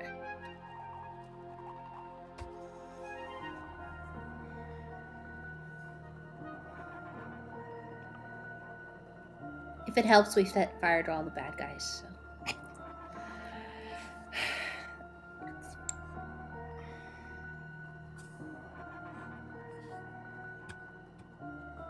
Your voice doesn't match your clothes.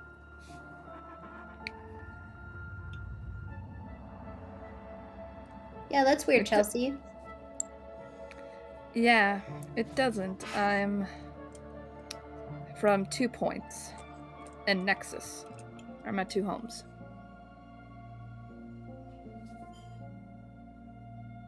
Seriously? And you're trying to look apart for what exactly? One of you seems to be dressed specifically to show who they are against the grain, looking at Rasa. Why are you dressed to specifically hide who you are? I just look at Ophelia saying, this is not my fault. I'm running through these so fast now. Okay, and I will... hope Amelia isn't a rat. Some of us don't have the luxury of not being our true selves. And I didn't ask you to reveal, I just asked you to explain. If I showed my true form here, I would most likely be facing a lot of prejudice and a lot of stares, and maybe not even welcome into some locations. That's all you had to say.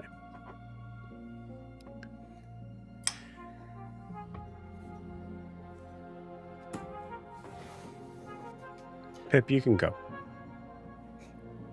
And You see Pip scurry out of there. He heard all of that. Mhm. I forgot he was in here. Viva la Pip. In case you're wondering, because Emmeline says you could be trusted,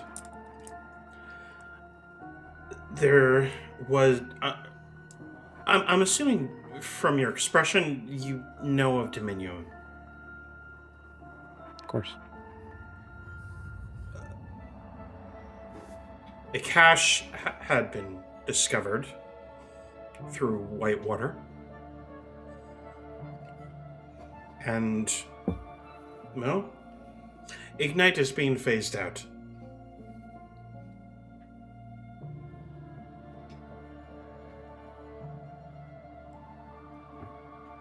What?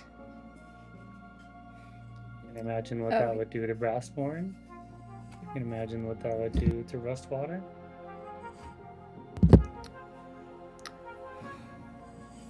And they're gonna replace all the farmers and essentially manual workers that are not high class with Brassborn, working 24 hours around the clock, probably with no regulations or anything.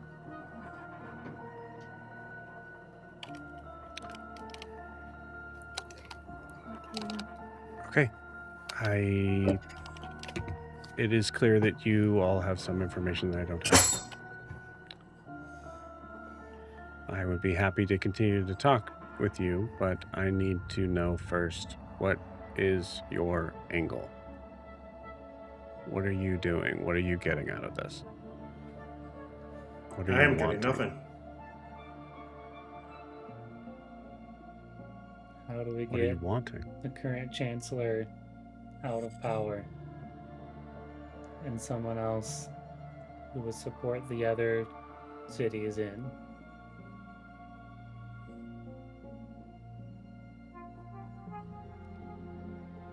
Okay. There's more than 2 candidates. Am I the one that you come to first or last?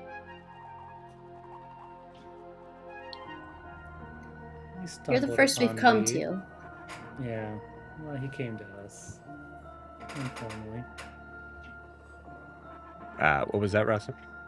He came to us informally. Who came to you informally? Reed.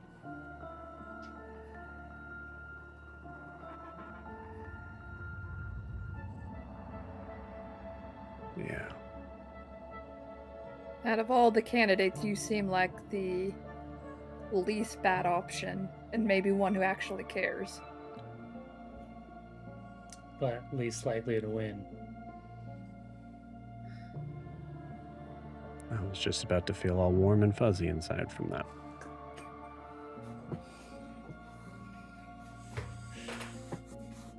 Still doesn't define why. You guys are looking for change. You should be going to the one that is most likely going to win.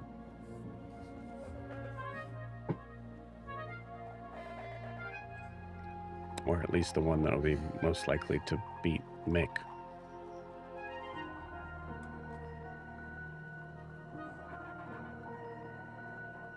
I mean, for I me, think there are other.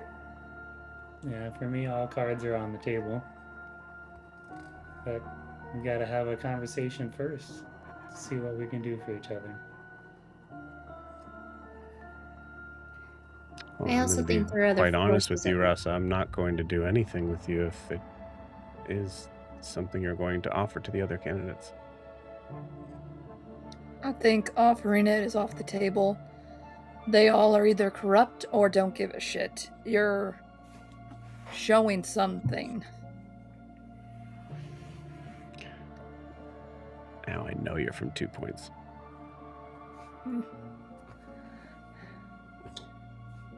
Why do you care about Brassborn? Oh, this again. From a Brassborn is crazy.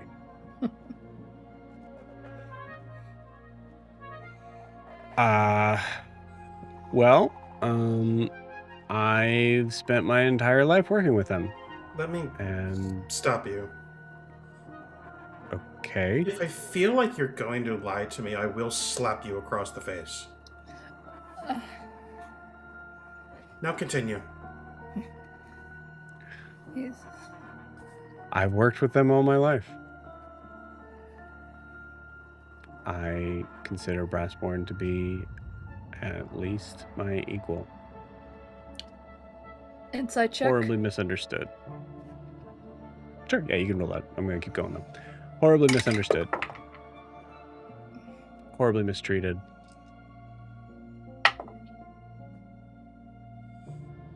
And I think there's a lot that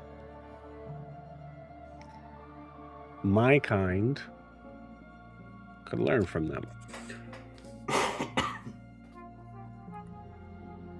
That's it.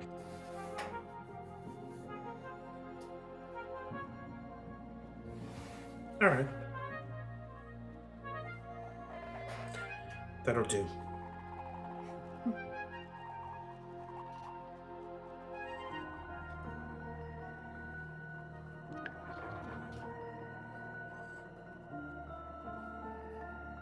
So that's my deal. We'll have this conversation. We will talk through and try to work together as much as I think we can. But if you're shopping around, consider me out.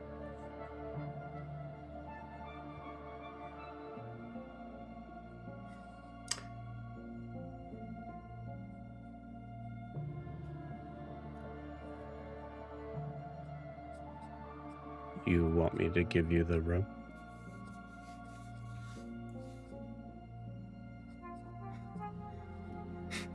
I don't think so. I think Would you We're gonna like go- me to give you my office? I think we're gonna go kill that assassin of yours now. If I That's would okay. rather you didn't. Are you gonna Why? take care of that yourself?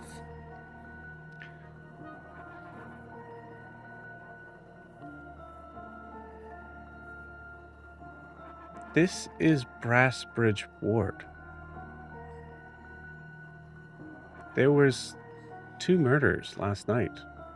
You know how many there have been that have been swarming around the streets?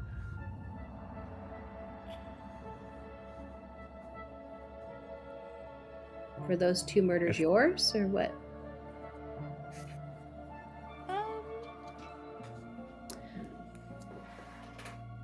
I don't understand what's No. happening here.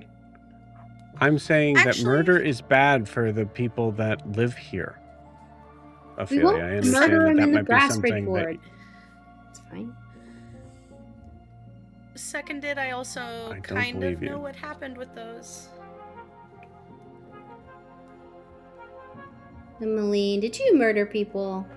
No, I did not, but something with a red cloak did.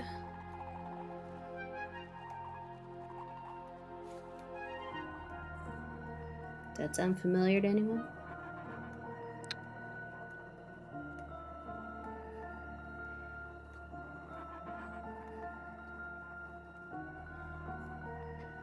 I I wasn't think aware I've of met your that. friend.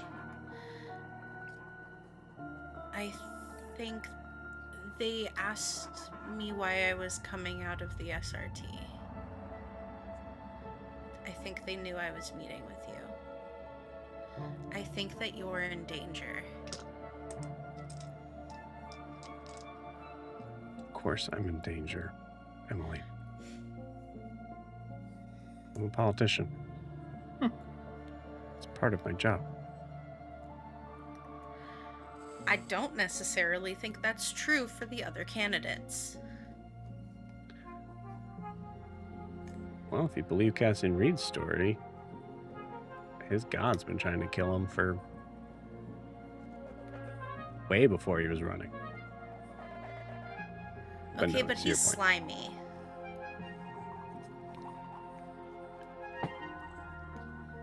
Yeah. That is a very poor god if it cannot kill a silly little mortal.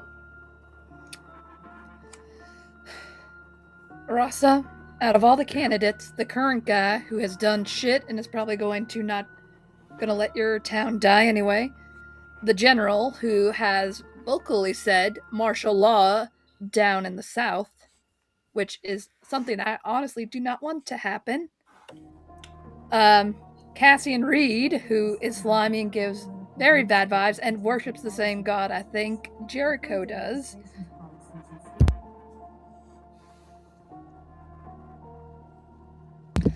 And her. I think this is our only shot. Rasa, the best option you're ever gonna get. No offense. That's all right. My name is Amelia Crasswell, in case you need to put that in there. And her. Not her. Miss Crasswell, besides this assassin, you obviously do not have very good security here. I mean, Pip, well, he's very small. I don't think he'd be of much use to stop something. Of course, yes. Of that we agree. Look, I understand that is something that most people in my setting look for. I appreciate the words of wisdom. I will consider it.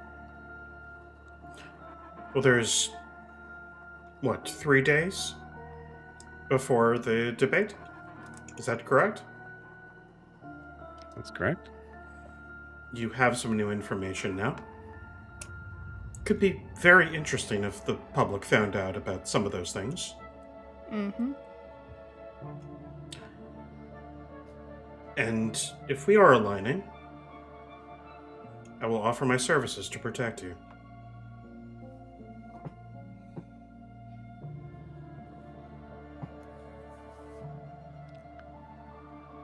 I will not ask you to do that.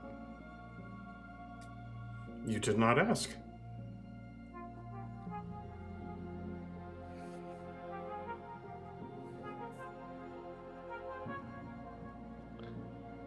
It is much appreciated. My rules still apply, and I have not gotten a clear answer.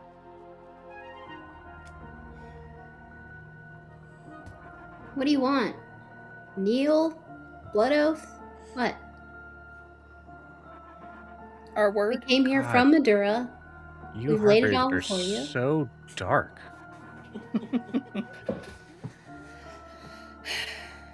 I'm asking that if we're going to have a conversation with this, that it stops here. You're not shopping around to other candidates to back. I do not want to play that game. I can't speak for anyone. I believe they have not spoken plainly, but they are not shopping for anyone. I appreciate your candor, Mr. Timothy, but I am a plain person. I need plain language.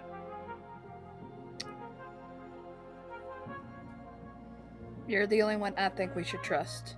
Or at least put our backing into. So that's my vote.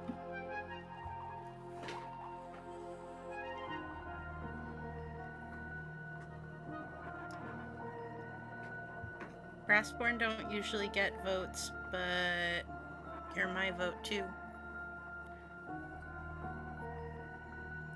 Brassborn, get votes here, Emily.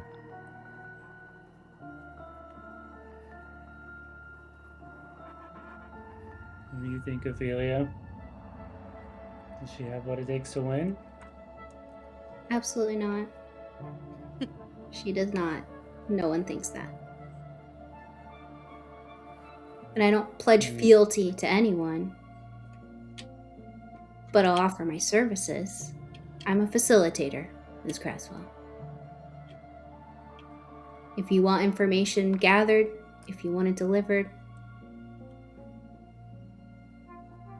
I can do that for you. But I don't guard doors. I don't fix stuff. Not anything else like that. Yeah, you're doomed to fail trying to play it straight. I've seen the means that your competitors are going to go to win. I'm more interested in what you're really doing and how much trouble it can cause.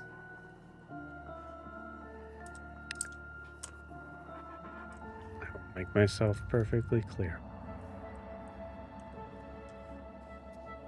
I don't need your vote.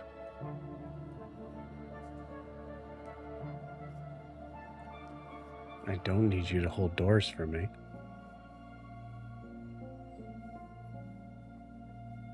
I need an assurance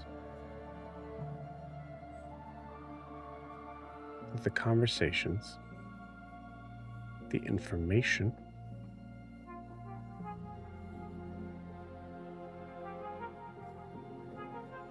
that you are gathering from this and future conversations involving me are not to be shopped around. Deal. That I can agree to. Deal. Mm-hmm. Mr. Timothy? I've already offered my sword.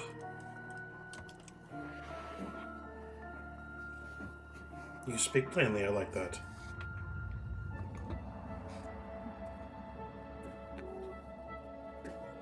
Emmeline, you can walk away from this if you'd like.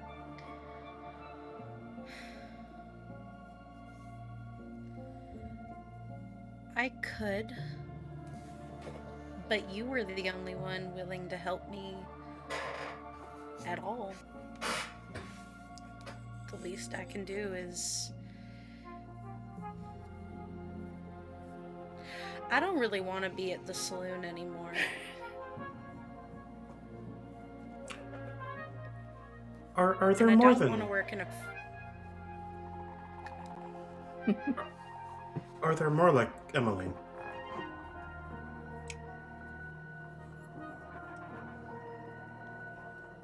Boy.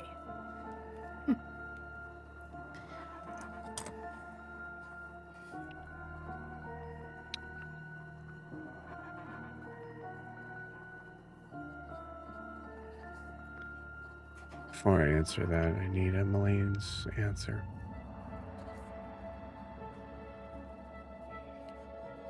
I'd like to help.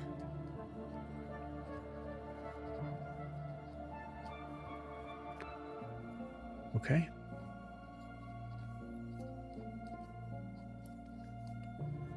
Amelia Crasswell, at your service. And with that, we'll end tonight's session. See you all next week.